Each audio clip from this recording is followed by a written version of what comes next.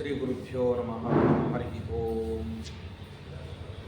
ಕರೋತು ಮಮ ಕಲ್ಯಾಣಂ ಹರಿರ್ಹಯಮುಖಾಭಿದಃ ಗುರುಶ್ಚ ಮಧ್ವನಾ ಮಾಮೇ ವರದೋಸ್ತು ನಿರಂತರಂ. ಕಲ್ಯಾಣಾದ್ಭುತಗಾತ್ರಾಯ ಕಾಮಿತಾರ್ಥಪ್ರದಾಯಿನೇ ಶ್ರೀಮದ್ವೆಂಕಟನಾಥಾಯ ಶ್ರೀನಿವಾಸಾಯ ತೇ ನಮಃ.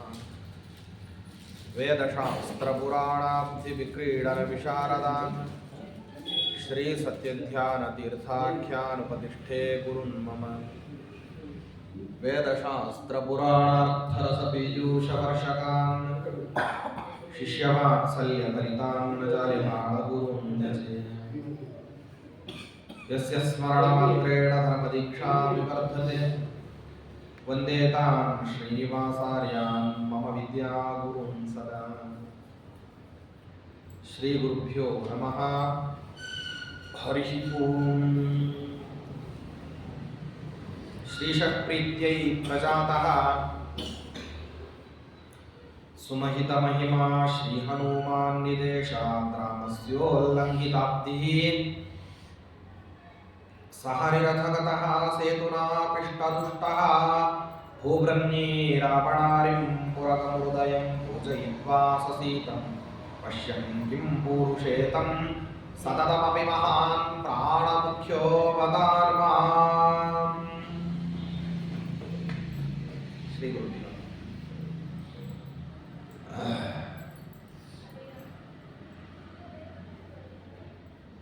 ಸೇತುಂ ಚಾತ್ರಾಪಹಾಸ್ಯಂ ಖಲಮತಕೃತವಾನ್. ಇಲ್ಲೊಂದು ಪ್ರಸಂಗ ನಡೀತು. ಆಚಾರ್ಯರು ಈ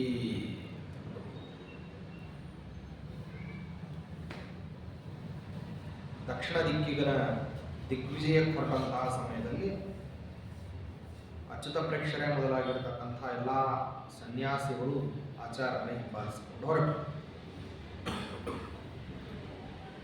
ಅಲ್ಲಿ ಇನ್ನೊಂದು ಬಾರಿ ಈ ಕದಳಿ ಫಲದ ಭಕ್ಷಣ ಅಂತ ಇನ್ನೊಂದು ಸಾರಿ ನಡೀತು. ಎರಡನೇ ಬಾರಿ ಈ ಪ್ರಸಂಗ ನಡೆದಾದ ಮೇಲೆ ಅನಂತಿ ದೂರದಲ್ಲಿ ಅನಂತ ಶಯನ ಕ್ಷೇತ್ರ, ದಕ್ಷಿಣ ದಿಕ್ಕಿನಲ್ಲಿ ಬೇಕಾದಷ್ಟು ಆಚಾರ್ಯ ರಾಮೇಶ್ವರ ಎಲ್ಲ ಕನ್ಯಾಕುಮಾರಿ ಎಲ್ಲ ಕ್ಷೇತ್ರಗಳನ್ನು ಸಂದರ್ಶನ ಮಾಡುವಂಥ ವರ್ಣನೆ ಇದೆ. ಆಚಾರ್ಯದೇ ಆಗಿರ್ತಕ್ಕಂಥ ತೀರ್ಥಯಾತ್ರಾ ಪರ್ಯಟನದ ವಿವರಣ ಇದೆ. ಆ ಅನಂತ ಶಯನದ ಹತ್ತಿರದಲ್ಲಿ ಬಂದಂತಹ ಸಂದರ್ಭದಲ್ಲಿ ಅಲ್ಲಿ ಕುದ್ಯಪುಸ್ತೂರು ಅಂತ ಹೇಳಿ ಒಂದು ಪರಂಪರಾ, ಆ ಪರಂಪರಾದಲ್ಲಿ ಬಂದಿರತಕ್ಕಂಥವ್ರು ಅವರಲ್ಲಿ ಎಲ್ಲರನ್ನೂ ಒಂದೇ ಹೆಸರಿನಿಂದಲೇ ಕರೀತಾರೆ. ಎಲ್ಲರನ್ನೂ ಶಂಕರಾಚಾರ್ಯರು ಅಂತಲೇ ಕರೆಯೋದು. ಯಾವ ಹೆಸರು ಬೇರೆದಿಲ್ಲ, 1, 2 ಅಂತ ಹೆಸರುಗಳನ್ನು ಹಾಕಬಹುದು. ಆ ವಂಶಾವಳಿಯಲ್ಲಿ ಬಂದಿರತಕ್ಕಂಥವ್ರು ಒಂದು ಮಾತು ಹೇಳ್ತಾರೆ. ಏನಂದ್ರೆ, ನೀವು ಇದೇ ರೀತಿ ಭೇದವಾದವನ್ನು ಮಂಡಿಸ್ತಾ ಇದ್ರೆ ನಾನು ಏನು ಮಾಡ್ತೀನಿ ಅಂದ್ರೆ ನಿಮ್ಮನ್ನ ಮತ್ತೆ ನಿಮ್ಮ ದಂಡ ಮುರಿದು ಬಿಡ್ತೀನಿ. ಸನ್ಯಾಸಿಗಳಿಗೆ ದಂಡ ಮುರಿದು ಹೋದ್ರೆ ಮಹಾನ್ ಕಂಟಕ, ಆದ್ದರಿಂದ ಹಾಗೆಲ್ಲ ಮಾಡ್ತೀನಿ ಅಂತ ಹೇಳ್ತಾರೆ. ಆಚಾರ್ಯರಿಗೆ ಆಗಿನ ಕಾಲಕ್ಕೆ ಅದೊಂದು ದೊಡ್ಡ ಸವಾಲು. ಇವೆಲ್ಲ ಕಾಲಕ್ಕೂ ನಡೆದಿವೆ. ಈ ಜ್ಞಾನಿಗಳ ಮೇಲೆ ಇಂಥದ್ದೆಲ್ಲ ಅವಾಂತರಗಳು ಅಂತ ಅನ್ನೋದು ಅನೇಕ ಕಣಗಳು. ಒಬ್ಬನು ರಾಜ ಇದ್ದ. ನಮ್ಮ ಉತ್ತರಾದಿಮಠದ ಪರಂಪರಾದಲ್ಲಿ ವೇದವ್ಯಾಸ ತೀರ್ಥರು. ಅವನಿಗೆ ಈ ಸನ್ಯಾಸಿಗಳಿಗೆ ಗೌರವ ಕೊಡಬೇಕು ಅಂದ್ರೆ ಏನೋ ಒಂಥರ ತೊಂದರೆ. ಒಬ್ಬೊಬ್ಬರಿಗೆ ಒಬ್ಬೊಬ್ಬರನ್ನು ಕಂಡ್ರೆ ಆಗೋದಿಲ್ಲ. ಎಲ್ಲ ಸ್ವಾಮಿಗಳನ್ನು ನಾನಾ ರೀತಿಯಲ್ಲಿ ಬೈದಿದ್ದ. ಈ ನಿರಂತರವಾಗಿ ಬೈಗಳನ್ನು ಎಂದಾರ ಒಂದು ಸರ್ತೆ ನಿಲ್ಲಿಸ್ಬೇಕಲ್ಲ. ಬೇರೆಯವರು ಸಮಕಾಲೀನ ಬೇಕಾದಷ್ಟೆಲ್ಲ ಸಮರ್ಥರಿತ್ತು. ಎಲ್ಲರನ್ನೂ ಸಂರಕ್ಷಣೆ ಮಾಡ್ಕೊಳ್ಳಿಕ್ಕೆ ಯಾರೋ ಒಬ್ಬರು ಅಖಾಡಕ್ಕೆ ಇಳಿಲೇಬೇಕು.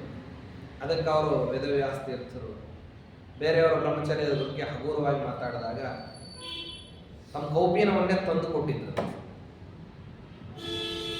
ಎಲ್ಲರದು ಕೌಪೀನ ದಗ್ಧ ಆಗಿತ್ತು ಅಲ್ಲ, ಕಥೆ ನಡೆದಿದ್ದು ಹೀಗೆ. ಸಮಕಾಲೀನರಲ್ಲಿ ಬೇರೆಯವರನ್ನು ಯಾರನ್ನೂ ಪರೀಕ್ಷೆ ಮಾಡ್ಲಿಕ್ಕೆ ಹೋಗಬೇಡ್ರಿ.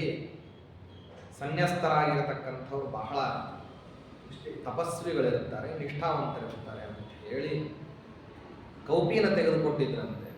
ಬೆಂಕಿಗೆ ಹಾಕಿದ್ರೆ ಸುಟ್ಟಿರಲಿಲ್ಲ. ಅವ್ರದ್ದು ವಾಸ್ತವದಲ್ಲಿ ಇವತ್ತಿಗೂ ಹಂಗೇನೇ ಇದೆ.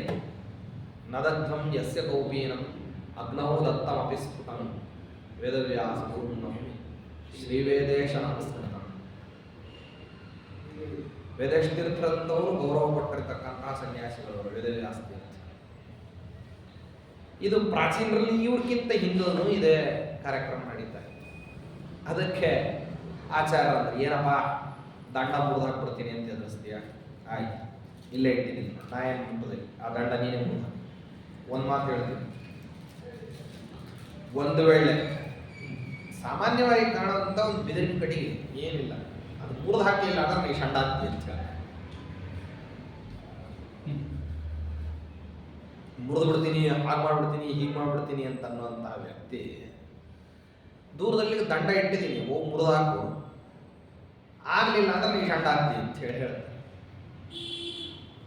ಅವನು ಪ್ರಯತ್ನ ಮಾಡ್ತಾನೆ ಕೂಡ, ಹೋಗ್ಲಿ ಅಷ್ಟು ಹೇಳಿದ ಮೇಲೆ ಆದ್ರೂ ಸುಮ್ಮನೆ ಹೆದರಿಕೆಗಾಗಿ ಮಾತಾಡದೆ, ಹೆದರಿಸ್ಲಿಕ್ಕೆ ಮಾತಾಡದೆ, ಸುಮ್ಮನೆ ಭಯಭೀತರನ್ನು ಮಾಡಿಸ್ಲಿಕ್ಕೆ ಮಾತಾಡದೆ, ಇದನ್ನಾದ್ರೂ ಹೇಳಿ ಸುಮ್ಮನೆ ಹೋಗ್ಬಾಕ ಇಲ್ಲ.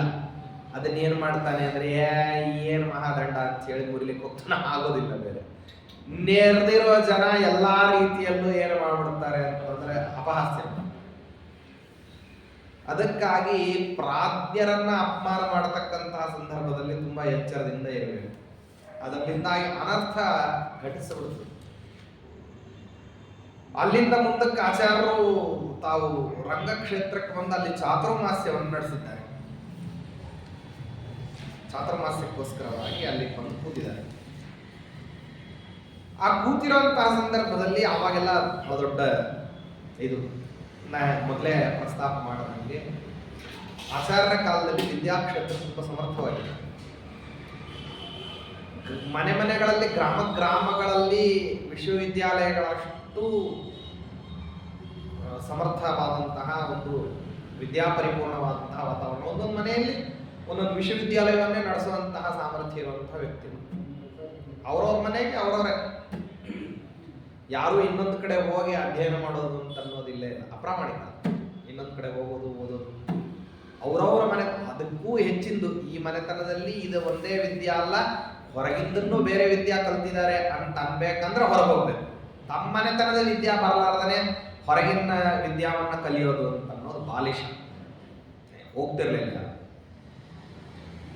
ಹೀಗಾಗಿ ವೇದಾಧ್ಯಯನ, ಶಾಸ್ತ್ರಗಳ ಅಧ್ಯಯನ ನಮ್ಮಲ್ಲೆಲ್ಲ ಬಂದದ್ದೇ ಅದೇ ರೀತಿಯಲ್ಲಿ. ಪ್ರಾಚೀನರಲ್ಲಿ ಪುಸ್ತಕಗಳನ್ನು ಬರೆದಿಟ್ಟು ಬಂದಿರತಕ್ಕಂತಹ ವಿದ್ಯೆ ತುಂಬಾ ಕಡಿಮೆ. ಮುಖದಿಂದ ಮುಖಕ್ಕೆ ಬಂದಿರತಕ್ಕಂತಹ ವಿದ್ಯಾ ಪ್ರಪಂಚನೇ ಹೆಚ್ಚಿನ ಪ್ರಮಾಣ.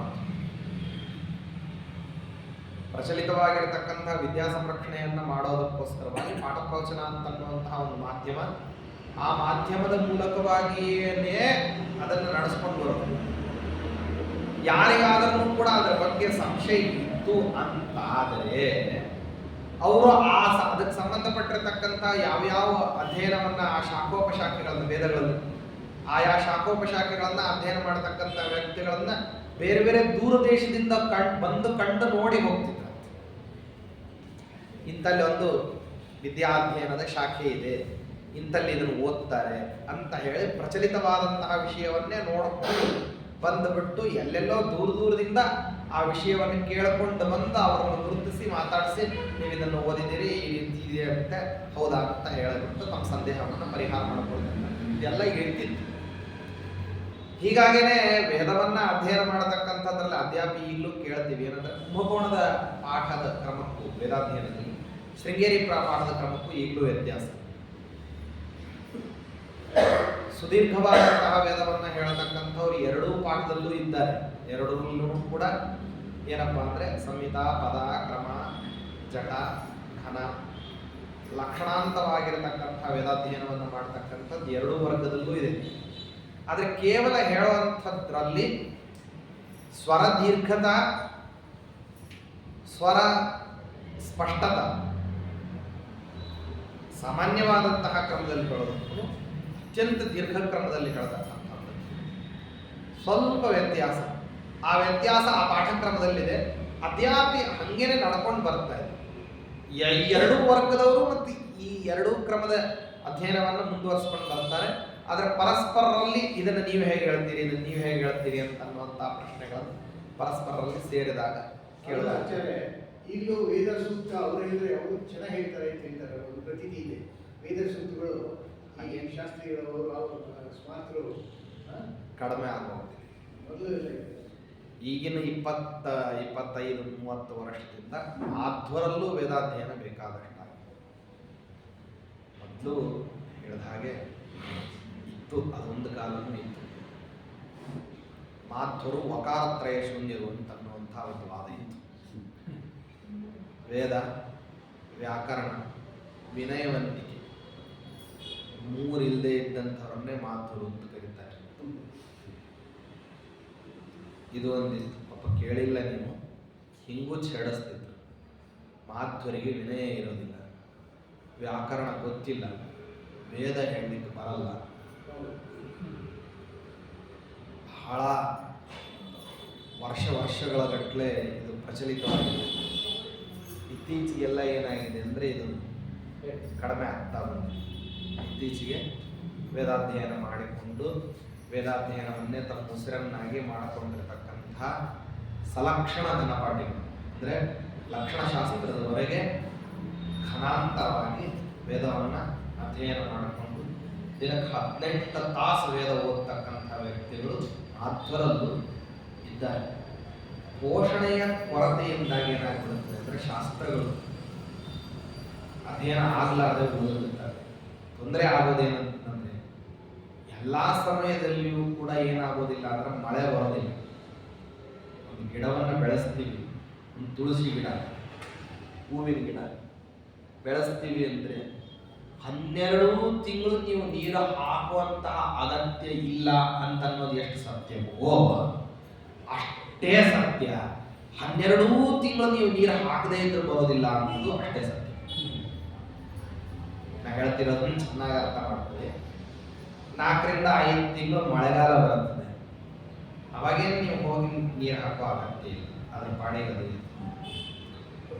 ಉಳಿದ 8 ತಿಂಗಳಲ್ಲಿ ನೀವು ನೋಡ್ಲೇ ಇಲ್ಲ ಅಂದ್ರೆ ಆ ಗಿಡಗಳು ಸತ್ತು ಹೋಗುವಂತಹ ಅಪಾಯ ಇದೆ ಅಂತ ಹೆಂಗೆ ಹೇಳ್ತಾರೋ ಹಂಗೇನೆ ಸುಸಮೃದ್ಧವಾದಂತಹ ಕಾಲದಲ್ಲಿ ಮತ್ತೆ ಯಾರಾದರೂ ಬುದ್ಧಿಜೀವಿಕವನ್ನು ನಡೆಸ್ಕೊಂಡು ಹೋಗುವಂತಹ ಸಮಯದಲ್ಲಿ ಈ ಶಾಸ್ತ್ರಗಳನ್ನ ನಿರಂತರವಾಗಿ ಅಧ್ಯಯನ ಮಾಡೋರ ವರ್ಗ ಹೆಂಗೆ ಇರ್ತದೋ ಹಂಗೆ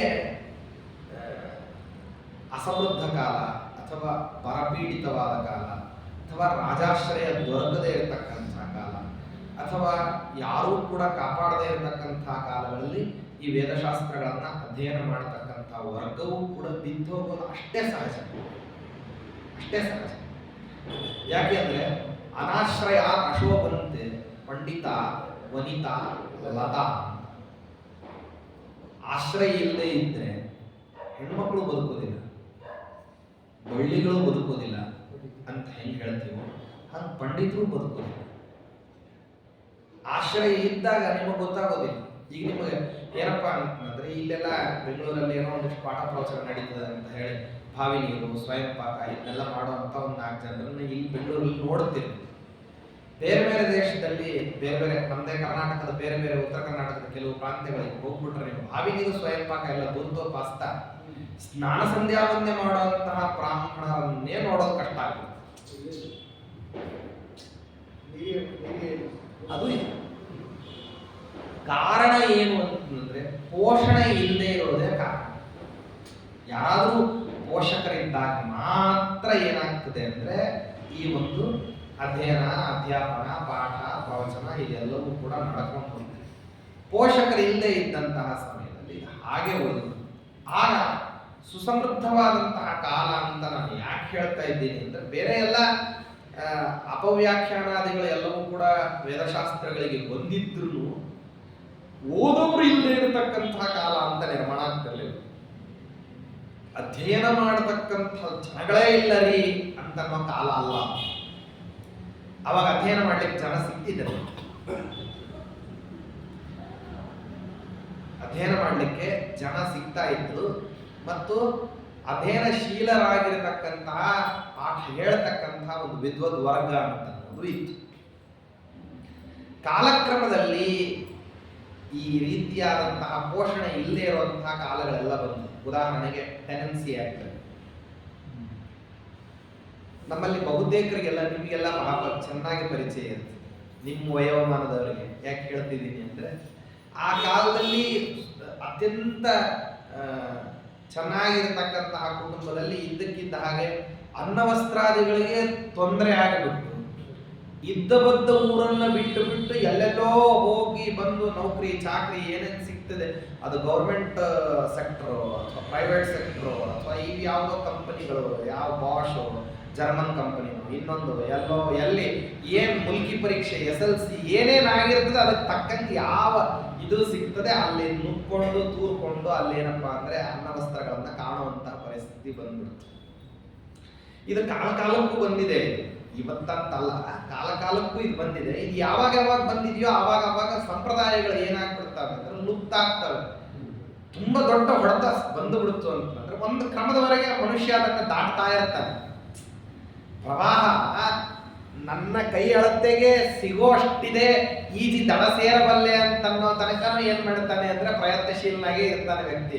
ಯಾವಾಗ ಅದನ್ನು ಮೀರಿ ಬರ್ಲಿಕ್ಕೆ ಆರಂಭ ಆಗ್ತದೆ ಆವಾಗ ಎಲ್ಲಿ ಏನ್ ಸಿಗ್ತದೆ ಅದು ಹುಲ್ ಕಟ್ಟಿ ಸಿಕ್ಕರೂ ಅದಕ್ಕೆ ಕೈ ಚಾಚಲಿಕ್ಕೆ ಹೋಗ್ತಾನೆ. ಹಂಗ ಆಗ್ಬಿಡುತ್ತೆ ಕಾಲ ಪ್ರವಾಹದ. ಅದರಲ್ಲಿ ಕೆಲವು ಕಾಲ ಪ್ರವಾಹದಿಂದ ಬರ್ತಕ್ಕಂಥದ್ದು, ಕೆಲವು ಈ ರೀತಿಯಾದಂತಹ ರಾಜಕೀಯ ವಿಪ್ಲವಗಳು, ಇನ್ನು ಕೆಲವು ಏನಪ್ಪಾ ಅಂತಂದ್ರೆ ಬೌದ್ಧಿಕವಾದ, ನಾವು ಮೊದಲೇ ಹೇಳಿದಂಗೆ ಬೌದ್ಧಿಕವಾದ ದಾಸ್ಯ ಬುದ್ಧಿ. ನಮ್ದು ಸರಿ ಇಲ್ಲ, ನಮ್ಮ ಭಾರತೀಯ ಸಂಸ್ಕೃತಿ ಸರಿ ಇಲ್ಲ, ವಿದೇಶೀಯ ಸಂಸ್ಕೃತಿ ಸರಿ ಇದೆ ಅಂತ ಅನ್ನೋದು ಇವತ್ತಿಗೆ ನಡೀತಿರುವಂತಹದ್ದು. ಅದರ ದಾರಿ ಅದು ಚೆನ್ನಾಗಿದೆ ಅಂತನ್ನುವಂತಹ ಮನಸ್ಥಿತಿ. ಆ ಬೌದ್ಧಿಕವಾದಂತಹ ವಿಕಾಸ ಆಗದೇ ಇದ್ದರಿಂದ, ಆ ದಾಸ್ಯವನ್ನ ನಾವು ಕಳ್ಕೊಳ್ಳದೆ ಇದ್ದರಿಂದ ಆಗ್ತಿರುವಂತಹ. ಆಗ ಏನಿತ್ತಂದ್ರೆ ಆಚಾರ್ಯರ ಕಾಲದ ಕಥೆ ಬೇರೆ ಇತ್ತು. ಅಲ್ಲಿ ಏನಿತ್ತಂದ್ರೆ ಪೋಷಕರೆಲ್ಲರೂ ಇದ್ರು, ಮತ್ತೆ ಯಥೇಚ್ಛ ಸುಸಮೃದ್ಧವಾದಂತಹ ಅನ್ನವಸ್ತ್ರಾದಿಗಳೇ ಓದೋರಿಗೆ ಬಹಳ ಏನ್ ಬೇಕಾಗಿಲ್ಲ. ನೀವೇನು ತುಂಬಾ ಹೈಫೈ ಲೈಫ್ ಲೀಡ್ ಮಾಡಬೇಕು, ಇದು ಹಿಂದಿನ ಕಾಲಕ್ಕೆ ಅದು ಯಾವುದು ಇರ್ತಿರಲಿಲ್ಲ. ಈಗ ಕಾಣುವಂತಹ ಏನು ಪೋಷಾಕಗಳು ಅಥವಾ ಏನೊಂದು ವೈಭವದ ಜೀವನ ಇದು ಯಾವುದು ಇರ್ತಿರಲಿಲ್ಲ. ಊಟ ಬಟ್ಟೆ ಅಷ್ಟೇ. ಬಹಳ ಅಂದ್ರೆ ಅದೇನೆ ಹಬ್ಬ ಹರಿದಿನಗಳಿಗಾಗಿ ಒಂದು ಪಾಯಸ ಮಾಡಿಬಿಟ್ರೆ ಅದೇ ದೊಡ್ಡ ಹಬ್ಬ ಅಂತ ಹೇಳಿ ಅನ್ಕೊಳ್ತಕ್ಕಂಥ. ಇವತ್ತಿನ ರೀತಿಯಲ್ಲಿ 360 ದಿವಸದಲ್ಲಿ 360 ಬಗೆಯ ಊಟ ತಿಂಡಿ ಇರ್ತಿರ್ಲಿಲ್ಲ. ಖಂಡಿತ ಇರ್ತಿರ್ಲಿಲ್ಲ, ಖಂಡಿತ ಸಿಗ್ತಾನೂ ಇರಲಿಲ್ಲ. ಆ ವಿಧವಾದಂತಹ ಭೋಗ ಸಾಮಗ್ರಿಗಳು ಇರಲಿಲ್ಲ. ಮತ್ತು ಅದಕ್ಕೆ ಉತ್ಪ್ರೇಕ್ಷೆ ಮಾಡತಕ್ಕಂಥ ಎಂದೋ ತುಂಬಾ ರುಚಿಕರವಾದ ಅಡುಗೆಯನ್ನು ತಿನ್ಬೇಕು ಅಂತ ಅನ್ಕೊಂಡು ಉಡುಪಿಗೆ ಹೋಗ್ಬರೋಣ ಅಂತ ಹೇಳುವಂತ ವರ್ಗದವರು ಇದ್ರು. ಅಕ್ಕಿ ಇರಲಿಲ್ಲ. ಹೌದು, ಅಕ್ಕಿ ಇರಲಿಲ್ಲ. ಹೌದು ಹೌದು ಹೌದು. ನಾವೆಲ್ಲ ಅದನ್ನೆಲ್ಲ ನೋಡಿದೀವಿ, ನೀವೆಲ್ಲ ಅನುಭವಿಸಿದೀರಿ, ನಾವು ನೋಡಿದ್ದೀವಿ. ಯಾಕೆಂದ್ರೆ ಆ ದೇಶಕಾಲಗಳೇ ಆ ರೀತಿಯಾದ ಇದ್ದಂತಹ ಮನಸ್ಥಿತಿ.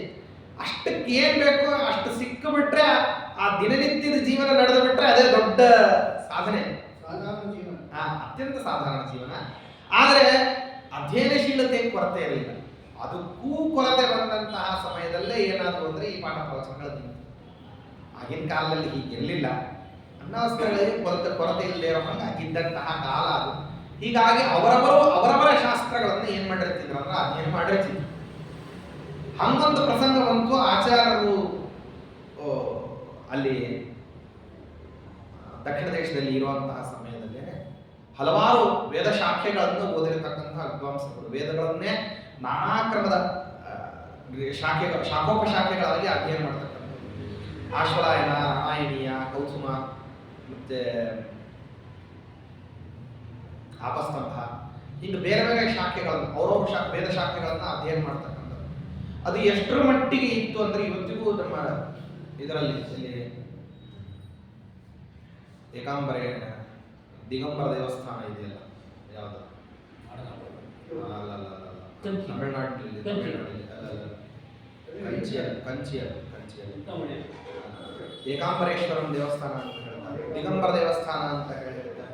ಚಿದಂಬರ ಸರಿಯಾದ ಅಲ್ಲಿ ಇವತ್ತಿಗೂ ಕೂಡ ಹಿಂಗೆ ವೇದಶಾಖೆಗಳನ್ನ ಆಯಾ ಮನೆತನಸ್ಥರಾಗಿರ್ತಕ್ಕಂಥ ವ್ಯಕ್ತಿಗಳು ಅಧ್ಯಯನ ಮಾಡುವಂತಹ ಒಂದು ಬ್ರಾಹ್ಮಣರ ಗುಂಪಿದೆ.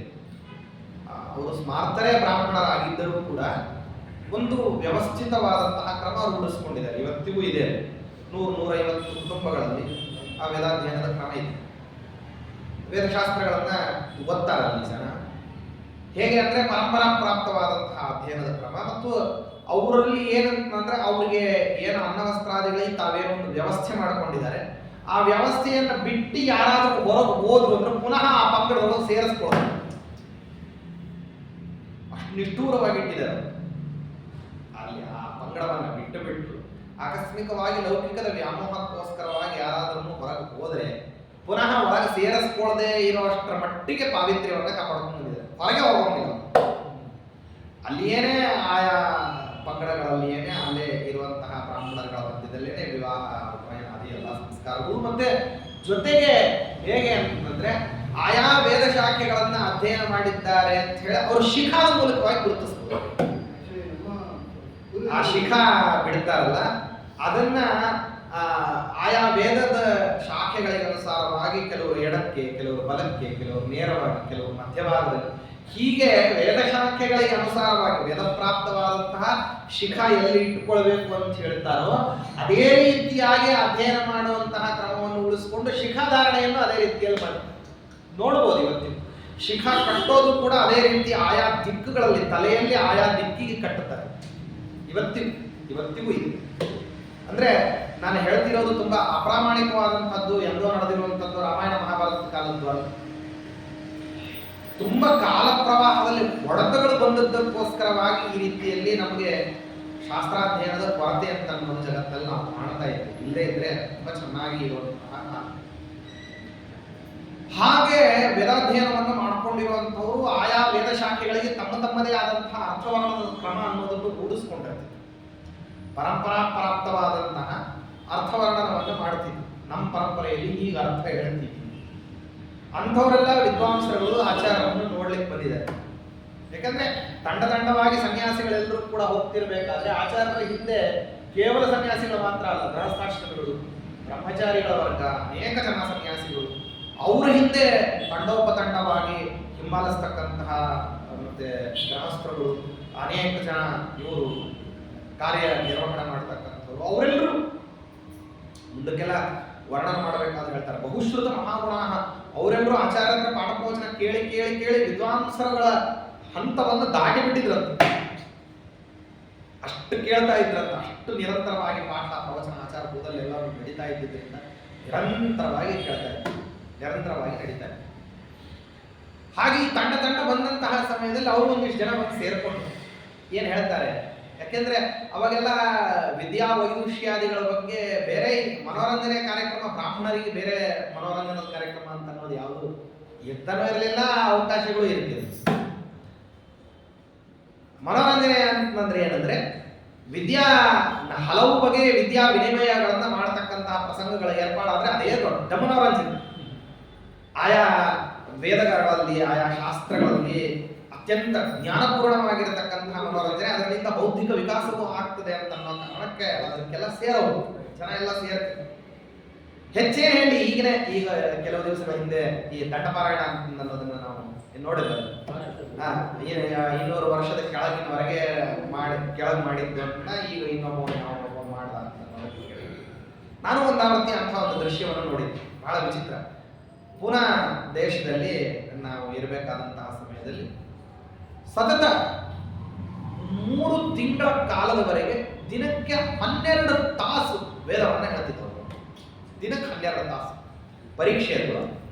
ಆ ಪರೀಕ್ಷೆಗೆ ಆ ದಂಡ ಇದರಲ್ಲಿ ಘನಪಾರಾಯಣದ ಅದನ್ನ ಅವನು ಪುಸ್ತಕ ನೈರಪೇಕ್ಷೆನ ಹೇಳ್ತಾ ಇದ್ದೆ. ಎಂಥ ಚಿತ್ರ ಅಂತ ಹೇಳಿದ್ರೆ, ಆ ವ್ಯಕ್ತಿ ಗೋಪಾಲ ಜೋಶಿ ಅಂತ ಹೇಳಿ ಸ್ಮಾರ್ತ ಬ್ರಾಹ್ಮಣ,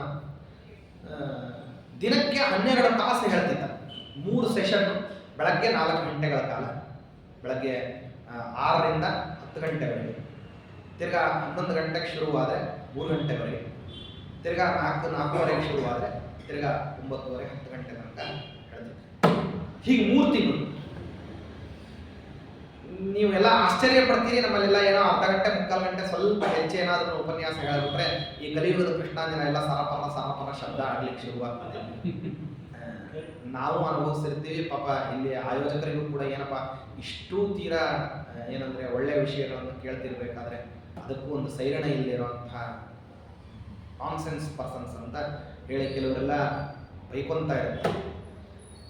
ಅಲ್ಲಿ ನೋಡಿದ್ರೆ ಏನಂದ್ರೆ ಕೇಳಲಿಕ್ಕೆ 800-900 ಜನ ಸೇರಿರ್ತಾರೆ. ನೀವು ಬಿಲೀವ್ ಆರ್ ನಾಟ್, 900 ಜನ ಪಿನ್ ಡ್ರಾಪ್ ಸೈಲೆನ್ಸ್. ಅವನೊಬ್ಬ ಮಾತ್ರ ಇಡೀ ದೊಡ್ಡದಾಗಿರ್ತಕ್ಕಂಥ ಹಾಲ್ನಲ್ಲಿ ಆ ಒಬ್ಬನೇ ಬ್ರಾಹ್ಮಣಂದು 4 ಜನ ವಯೋವೃದ್ಧರುಗಳು, ಅವರೆಲ್ಲರೂ ಪ್ರಾಯ 60 ಮೀರಿರ್ತಕ್ಕಂಥವ್ರು. ಅವರು ಇಲ್ಲಿ ಎಲ್ಲಾದ್ರೂ ಸ್ವರ ವ್ಯತ್ಯಾಸವನ್ನ ಮಾಡ್ತಾನೆ ಅನ್ನುವಂತ ಅನ್ಲಿಕ್ಕೆ ಕೂತಲ್ಲೇನೆ ಪದ್ಮಾಸನವನ್ನು ಬದಲಿಸದೇನೆ ಕೂತಿರ್ತಿದ್ದ. 12 ತಾಸಿನ ಹಾಗೆ ನಡೆದಿರ್ತಕ್ಕಂತಹ ಪಾರಾಯಣ ಸತತ ಪರೀಕ್ಷೆ 3 ತಿಂಗಳು ನಡೀತು. 1 ದಿವಸ 2 ದಿವಸ ಅಲ್ಲ, 3 ತಿಂಗಳು ಬರೀ ಪರೀಕ್ಷೆ ಕೊಡ್ಬೇಕಂದ್ರೆ ಇನ್ನು ಅಂಥ ಘನ ಚೈತನ್ಯ ಇರಬೇಕು. 1 ದಿವಸ 2 ದಿವಸದ ಪರೀಕ್ಷೆ ಅಲ್ಲ, ಏನೋ ಓದಿದ್ದನ್ನ ಹಗಲ್ ರಾತ್ರಿ ಓದಿದ್ದನ್ನು ಒಂದ್ಸರ್ತಿ ವಾಂತಿ ಮಾಡ್ಕೊಂಡು ಬಂದ್ಬಿಟ್ಟೆ ಅಂತ ಹೇಳಿ 3 ಗಂಟೆಯಲ್ಲಿ ಬರೆದು ಬಿಟ್ಟು ಬಂದ್ಬಿಡೋದಲ್ಲ. ಯಾವುದೋ ಒಂದು ಅರ್ಧ ಮುಕ್ಕಾಲು ಗಂಟೆ ಒಳಗೆ ಏನು ಓದಿದ್ದಾನೆ ಅಂತ ಯಾವುದೋ ಒಂದು ಈಚೆಗೆ ನೋಡೋದಲ್ಲ. ಇಡೀ ಸಂಪೂರ್ಣವಾಗಿರತಕ್ಕಂತಹ ಋಗ್ವೇದವನ್ನ ಘನರೂಪದಲ್ಲಿ ಅವನು ಹೇಳ್ತಾ ಹೋಗ್ತಾನೆ. 12 ತಾಸು ದಿನಕ್ಕೆ ಹೇಳ್ತಕ್ಕಂಥದ್ದು ಈ ರೀತಿ 3 ತಿಂಗಳು ಹೇಳಿದಾನೆ. 3 ತಿಂಗಳ ಆದ ನಂತರದಲ್ಲಿ ಜನ ಯಾವ ರೀತಿ ಕೊಟ್ಟರು ಅಂತಂದ್ರೆ, ಎಷ್ಟು ಅವನ ಮೇಲೆ ತೋರಿಸಿದ್ರು ಅಂದ್ರೆ, ಯಾರೋ ಒಬ್ರು ತಾವು ಕಟ್ಟಿಸಿರುವಂತಹ ಮನೆಯನ್ನೇ ದಾನ ಕೊಟ್ಟರು. ಕಟ್ಟಿಸಿರೋ ಮನೆ ದಾನ. ಕನ್ಯಾಪಿತೃಗಳು ಬಂದು ಆಫರ್ ಮಾಡಿದ್ರು, ನಮ್ಗೆ ಇಂತಿಂತ ಕನ್ಯಾ ಇದ್ದಾವೆ, ಯಾರನ್ನ ಬೇಕಾದ್ರೂ ಕೊಡ್ತೀವಿ, ನೀವು ಯಾರನ್ನ ಸೆಲೆಕ್ಟ್ ಮಾಡ್ತೀವಿ ಅವ್ರ ಮದುವೆ ಮಾಡ್ತೀವಿ.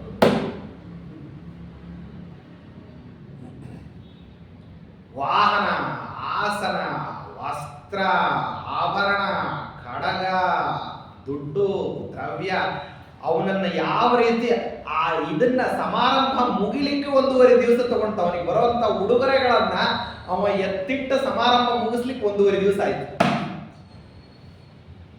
900 ಜನ ಕೂತ್ಕೊಂಡು ಪಾರಾಯಣ ಕೇಳ್ತಿದ್ರು. ಪಿನ್ ಡ್ರಾಪ್ ಸೈಲೆನ್ಸ್ 12 ತಾಸು ನಡೀತಿತ್ತು ನಿತ್ಯದಲ್ಲಿ ಅದರ ಪರೀಕ್ಷೆ. ವಿದ್ಯಾಕ್ಕೆ ಇರತಕ್ಕಂಥ ಬೆಲೆ ನಾವು ನೋಡ್ಬೇಕಂತ ಅಷ್ಟು. ಯಾಕಂದ್ರೆ ಆ ವ್ಯಕ್ತಿ ತಾನು ಓದಬೇಕಾದ್ರೆ 16 ವರ್ಷ ಅದಕ್ಕೋಸ್ಕರವಾಗಿ ವಿನಿಯೋಗ ಮಾಡಿ ಅವನು ಬಂದಿದ್ದಾನೆ ಅಂದ್ರೆ 16 ವರ್ಷ ಸತತವಾಗಿ ಅವನು ಅಧ್ಯಯನ ಮಾಡ್ಕೊಂಡು ಬಂದಿದ್ದಾನೆ. ಇವತ್ತು ಅವನು ಅದನ್ನ ಮತ್ತೆ ಸಮಾಜದ ಮುಂದೆ ಅದನ್ನ ಪ್ರಸ್ತುತಪಡಿಸ್ತಾನೆ ಅಂತಂದ್ರೆ, ನಾವು ಇಷ್ಟು ಮಾಡದೇ ಇದ್ರೆ ಹೇಗೆ? ಯಾವುದೋ 2 ವರ್ಷ 3 ವರ್ಷ ಯಾವುದೋ ಒಂದು ಡಿಗ್ರಿ ಕಾಲೇಜ್ ಮುಗಿಸ್ಕೊಂಡು ಬಂದು ಬಿಟ್ಟ ಅಂತಂದ್ರೆ ಏನೋ ಒಂದು ಇಂಜಿನಿಯರ್ ಅಥವಾ ಡಾಕ್ಟ್ರೋ ಇನ್ನೊಂದು ಮುಗಿದೊಂದು ಆದಂತಹವನಿಗೆ ಗೌರವ ಕೊಡ್ತಾರೆ. 16 ವರ್ಷ ಒಂದು ಸಾಂಪ್ರದಾಯಿಕವಾದಂತಹ ವೈದಿಕ ಪರಂಪರೆಯಲ್ಲಿ ಬಂದಿರುವಂತಹ ಇಂತಹ ಒಂದು ವಿದ್ಯಾವನ್ನ ಅಧ್ಯಯನ ಮಾಡೋದಿದೆ ಅಂತ ಕೇಳಿದಾಗಲೇ ಅತ್ಯಂತ ಆಶ್ಚರ್ಯ. ಸತತವಾಗಿ ಕೂತ್ಕೊಂಡು ಕೇಳಿದ್ವಿ, ನಾವು ಹೋಗಿ ಕೇಳಿದ್ವಿ, ಸ್ವತಃ ನಾನೇ ಸಾಕ್ಷಿ. ನಾವು ಹೋಗಿ ಕೇಳಿದ್ವಿ ಕೂತ್ಕೊಂಡು. ಎದ್ದು ಬರ್ಲಿಕ್ಕೆ ನಮಗೆ ನಾಚಿಕೆ ಆಗ್ತಾ ಇತ್ತು. 4 ತಾಸು ಸತತವಾಗಿ ಅವನು ಹೇಳ್ತಾ ಇದ್ದ. ಕೇಳೋರಿಗೆ ನಾವು ಬೇಸರ ಅನ್ನೋದಾದ್ರೆ ಹೇಳೋವನು ಯಾವ ರೀತಿ ಹೇಳ್ಬೇಕು? ಅದು ಒಂದೇ ಕಂಠಸ್ವರದಲ್ಲಿ ಹೇಳಬೇಕು, ಎಲ್ಲಿಯೂ ಸ್ವರ ವ್ಯತ್ಯಾಸ ಆಗಬಾರ್ದು. ಎಲ್ಲೆಲ್ಲಿ ವೇಷ್ಟನ ಬರ್ತದೆ. ಸಾಧಾರಣವಾಗಿ ಅಗ್ನಿಮಿ ಹೇಳೆ ಪುರೋಹಿತ ಯಜ್ಞಸ್ಯ ದೇವವೃಕ್ಷಂ ಹೋತಾಹಾರಂ ತದಾದಾರಂ ಅಂತನ್ನೋದು ಸಂಹಿತ. ಆದ್ರೆ ಅಗ್ನಿಂ ಈಳೆ ಪುರೋಹಿತಂ ಅಂತನ್ನುವಂಥದ್ದು ಪದ ಕ್ರಮದಲ್ಲಿ 2 ವೇಷ್ಟನೆ ಬರ್ತದೆ. ಜಟಾಕ್ 3 ವೇಷ್ಟನೆ ಬರ್ತದೆ. ಘನಕ್ಕೆ 4 ವೇಷ್ಟನೆ ಬರ್ತದೆ. ಅದು ಶಬ್ದಗಳಿಗೆ ಬರ್ತಕ್ಕಂಥ ವೇಷ್ಟನ. ಮತ್ತೆ ಅರ್ಧಪಾದಕ ವೇಷ್ಟನ, ಕಾಲ್ಪಾದಕ ವೇಷ್ಟನ, ಅರ್ಧಪಾದಕ ವೇಷ್ಟನ, ಮುಕ್ಕಾಲ್ ಪಾದಕ್ಕೆ, ಆಮೇಲೆ ಪೂರ್ಣವಾಗಿರುವಂತಹ ಒಂದು ಸತ್ಯ ಇಡೀ ಸಮಗ್ರ ರುಚಕ್ಕೆ ವೇಷ್ಟನ. ಈ ರೀತಿ ಪ್ರತಿ ಮಂತ್ರ ಒಂದೊಂದು ಮಂತ್ರ ಮುಗಿಬೇಕು ಅಂದ್ರೆ, ಒಂದು ಮಂತ್ರ ಮುಗಿಬೇಕಂದ್ರೆ ಮಿನಿಮಮ್ 12 ನಿಮಿಷ ತಗೊಳುತ್ತೆ. ಮಿನಿಮಮ್ 12 ನಿಮಿಷ. ಅದು ಅನುಷ್ಠುಪ್ ಛಂದಸ್ಸಿನಲ್ಲಾದ್ರೆ ಬೇರೆ, ಬೃಹತಿ ಛಂದಸ್ಸಿನಲ್ಲಾದ್ರೆ ಬೇರೆ. ಛಂದಸ್ ದೊಡ್ಡದಾಗ್ತಾ ಹೋದಾಗ ಅಕ್ಷರಗಳು ಹೆಚ್ಚಾಗ್ತಾ ಬರ್ತದೆ. ಹೆಂಗೆ ಅಕ್ಷರಗಳು ಹೆಚ್ಚಾಗ್ತದೆ ಅಷ್ಟಷ್ಟು ಮೆಮೊರಿ ಕಾಂಟೆಸ್ಟ್ ಜಾಸ್ತಿ ಆಗ್ತಾ ಹೋಗುತ್ತೆ. ಶಬ್ದಗಳು ಸ್ವಾರಸ್ಯ ತಿಳ್ಕೊಳ್ಳಿ. ಹೇಳಿದ ಶಬ್ದವನ್ನ ಹೇಳೋ ಹಂಗಲ್ಲ, ಹೇಳಿದ ಶಬ್ದವನ್ನ ಹೇಳೋ ಹಾಗೆ ಹೇಳಿದ ಶಬ್ದಕ್ಕೆ ಹೇಳಿದ ಸ್ವರದಲ್ಲಿ ಈ ವಿಧವಾದ 4 ವೇಷ್ಟನಗಳ ಜೊತೆಗೆ ವ್ಯತ್ಯಾಸ ಆಗದೆ ಇರೋ ಹಂಗೆ ಹೇಳ್ಬೇಕು. ಕೂತ್ಕೊಂಡು ಕೇಳ್ತಿರೋರು 4 ಜನ ವಯೋವೃದ್ಧರು ಕಂಡ್ರ ರೆಪ್ಪೆ ಕೂಡ ಬಿಡಿಸ್ಲಾರ್ದಂಗೆ ನೋಡ್ತಾರೆ. ಹೀಗೆ ಅಧ್ಯಯನ ಮಾಡತಕ್ಕಂಥ ಆಚಾರ್ಯ ಹತ್ರ ಬಂದ್ರೆ ಅದನ್ನ ನಾ ಸುಮ್ಮನೆ ಅಧ್ಯಯನ ಮಾಡಿದವ್ರು ಎಂತವ್ರು ಅಂತ ಹೇಳಿದೆ ಸುಮ್ಮನೆ ನಿಮ್ಗೆ ಉದಾಹರಣೆಗೆ. ಇಂಥದ್ದು ಸಾಂಪ್ರದಾಯಿಕವಾಗಿಯೇ ಈ ರೀತಿ ಅಧ್ಯಯನ ಮಾಡಿಕೊಂಡು ಆಚಾರ್ಯರನ್ನು ನೋಡ್ಲಿಕ್ಕೆ ಅಂತ ಬಂದಿದ್ರು.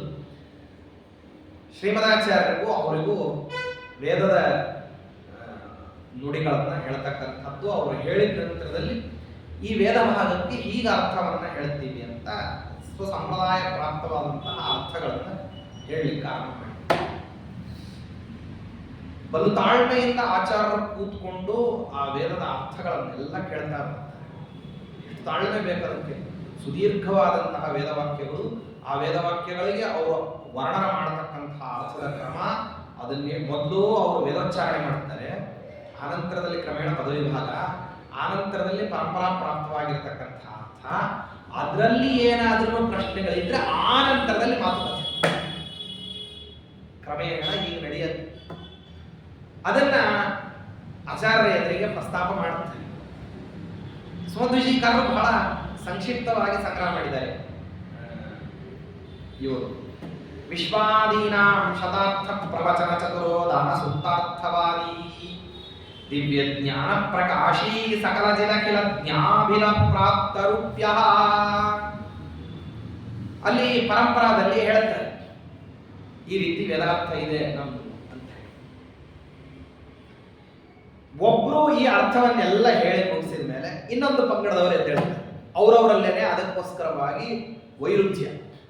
ಇವರು ಈ ರೀತಿ ಅರ್ಥ ಹೇಳ್ತಾರೆ, ಎರಡನೇ ಅರ್ಥ ನಾವು ಹೇಳ್ತೀವಿ ಅಂತ ಹೇಳಿ ಎರಡನೇ ಅರ್ಥ ಪುನಃ ಅವರು ಕೇಳತಕ್ಕಂಥದ್ದು ಅವ್ರದ್ದು ಪ್ರಶ್ನೆಗಳು. ಈ ಎರಡನ್ನು ಕೇಳಿ ಆಚಾರ್ಯ ಪೂರ್ಣ ಅರ್ಥ ಹೇಳ್ತಾರೆ. ಮೊದಲು ಕೇಳಬೇಕು, ಸಂಪೂರ್ಣವಾಗಿ ಅವರವರ ಪರಂಪರಾದಲ್ಲಿ ಬಂದಿರತಕ್ಕಂಥ ಅರ್ಥವನ್ನ ಯಾವ ರೀತಿ ವರ್ಣನ ಮಾಡ್ತಾರೆ ಅದಕ್ಕೆ ಕೇಳ್ತಾರೆ. ಅದಕ್ಕೆ ಯುಕ್ತಿಗಳನ್ನ ಕೊಡ್ತಾರೆ. ಈ ಶಬ್ದಕ್ಕೆ ಇದೇ ರೀತಿ ಅರ್ಥವನ್ನ ಯಾಕೆ ಹೇಳ್ತೀವಿ ಅಂತ ಯುಕ್ತಿಯನ್ನ ಕೊಡ್ತಾರೆ. ಇನ್ನೊಬ್ಬನ ಯುಕ್ತಿಯಿಂದ ಆ ಯುಕ್ತಿಗೆ ಬಾಧಕ ಬರದೇ ಇರೋ ಹಾಗೆ ಏನ್ ಮಾಡ್ಬೇಕು ಅಂತಂದ್ರೆ ವ್ಯವಸ್ಥೆ ಮಾಡ್ಬೇಕು ಆಚಾರ್ಯ.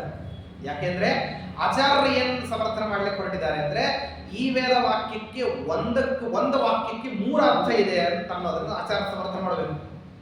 ಸಮರ್ಥನೆ ಮಾಡಬೇಕಾದ್ರೆ ಎಷ್ಟು ಗುರುತರವಾದ ಸಮಸ್ಯೆ ಅಂದ್ರೆ ತಾವು ಹೇಳಿರೋ ಅರ್ಥಕ್ಕೆ ಈ ಎರಡೂ ಪಂಗಡದವರ ಅರ್ಥದಿಂದ ವೈರುಧ್ಯ ಬರಬಾರದು. ಅಷ್ಟೇ ಅಲ್ಲ, ಅವರು ಹೇಳಿರತಕ್ಕಂತಹ ಅರ್ಥಗಳಿಗೂ ಪರಸ್ಪರರಲ್ಲಿ ವೈರುಧ್ಯ ಬರದೇ ಇರೋ ಹಾಗೆ ಹೇಳಬೇಕು. ಎಷ್ಟು ಜವಾಬ್ದಾರಿ. ನಾವು ಮಾತಾಡುವಂತಹ ಮಾತಿಗೇನೆ ನಿಷ್ಕಾರಣವಾಗಿ ನಿರ್ಹೇತುಕವಾಗಿರತಕ್ಕಂತಹ ದೋಷಗಳಿಲ್ಲದೆ ಇರತಕ್ಕಂಥದ್ದನ್ನು ಮಾಡೋದೇ ದೊಡ್ಡ ಸಮಸ್ಯೆ. ಅದು ಸಂಪ್ರದಾಯದ ವಿಚ್ಛೇದ ಬರದೇ ಇರೋ ಹಾಗೆ ಮಾಡಬೇಕಾದದ್ದು ನಮ್ಮ ಜವಾಬ್ದಾರಿ ಅಂತ ಹೇಳಿದ್ರೆ, ಇನ್ನು ಅವರವರ ಸಂಪ್ರದಾಯದಲ್ಲಿ ಅವರವರು ಏನು ಅರ್ಥ ಹೇಳುತ್ತಾರೆ ಆ ಸಂಪ್ರದಾಯದ ವಿಚ್ಛೇದವೂ ಆಗದೇ ಇರೋ ಹಂಗೆ ಕ್ರಮಪ್ರಾಪ್ತವಾದಂಥದ್ದು, ಇದು ಶ್ಲಾಘನೀಯವಾದಂಥದ್ದೇ, ಇದು ಸರಿಯಾದದ್ದೇ ಅರ್ಥ. ಈ ಅರ್ಥವನ್ನು ಅವರೇನು ಹೇಳ್ತಾರೆ ಆ ಯುಕ್ತಿಯು ಕೂಡ ಬೇರೆ ಯುಕ್ತ್ಯಂತರದಿಂದ ದೂಷಿತವಾದದ್ದಲ್ಲ ಅಂತ ತೋರಿಸ್ತಾರೆ. ಕೇಳ್ತಾ ಇದೊಂದು ಕುತೂಹಲದ ಘಟ್ಟ ಇದೆ. ನಾವು ಹೇಳಿರುವಂತಹ ಅರ್ಥಕ್ಕೆ ವೈರುಧ್ಯ ಬರದೇ ಇರೋ ಹಾಗೆ ಅದೇ ಶಬ್ದಕ್ಕೆ ರೀತ್ಯಂತರದಿಂದ ಅರ್ಥವನ್ನ ಹೇಳ್ತಾರೆ, ವಿರೋಧಾಭಾಸ ಪರಿಹಾರ ಮಾಡ್ತಾರೆ ಅಂತಂದಾಗ ಆ ವಿದ್ವಾಂಸಗಳಿಗೆ ಕುತೂಹಲ ಆಗ್ತಾ ಹೋಗ್ತು. ಏನ್ ಹೇಳ್ತೀರಿ ನೀವು? ಒಂದು ವಿರೋಧವೂ ಬರದೇ ಇರೋ ಹಾಗೆ ಪರಿಹಾರ. ವಿರೋಧವನ್ನು ಉತ್ಪಾದನೆ ಮಾಡೋದು ಬಹಳ ಸುಲಭ, ಪ್ರಶ್ನೆ ಕೇಳೋದು ಬಹಳ ಸುಲಭ. ಅರ್ಥವನ್ನ ವರ್ಣನ ಮಾಡಬೇಕಾದ್ರೆ ಸೈದ್ಧಾಂತಿಕ ಪಕ್ಷದಲ್ಲಿ ಇರಬೇಕಾದ್ರೆ ತನ್ನ ಸಿದ್ಧಾಂತವನ್ನ ಬಿಡದೇನೆ ಮಾತಾಡೋದೇನಿದೆಯಲ್ಲ ತುಂಬಾ ಜವಾಬ್ದಾರಿ ಇರುವಂತಹ ಮಾತುಗಳು. ಅದಕ್ಕಾಗಿ ಪ್ರತಿಯೊಂದಕ್ಕೂ ಉತ್ತರವನ್ನ ಕೊಡ್ತಾ ಹೋಗ್ತಾರೆ ಆಚಾರ್ಯರು.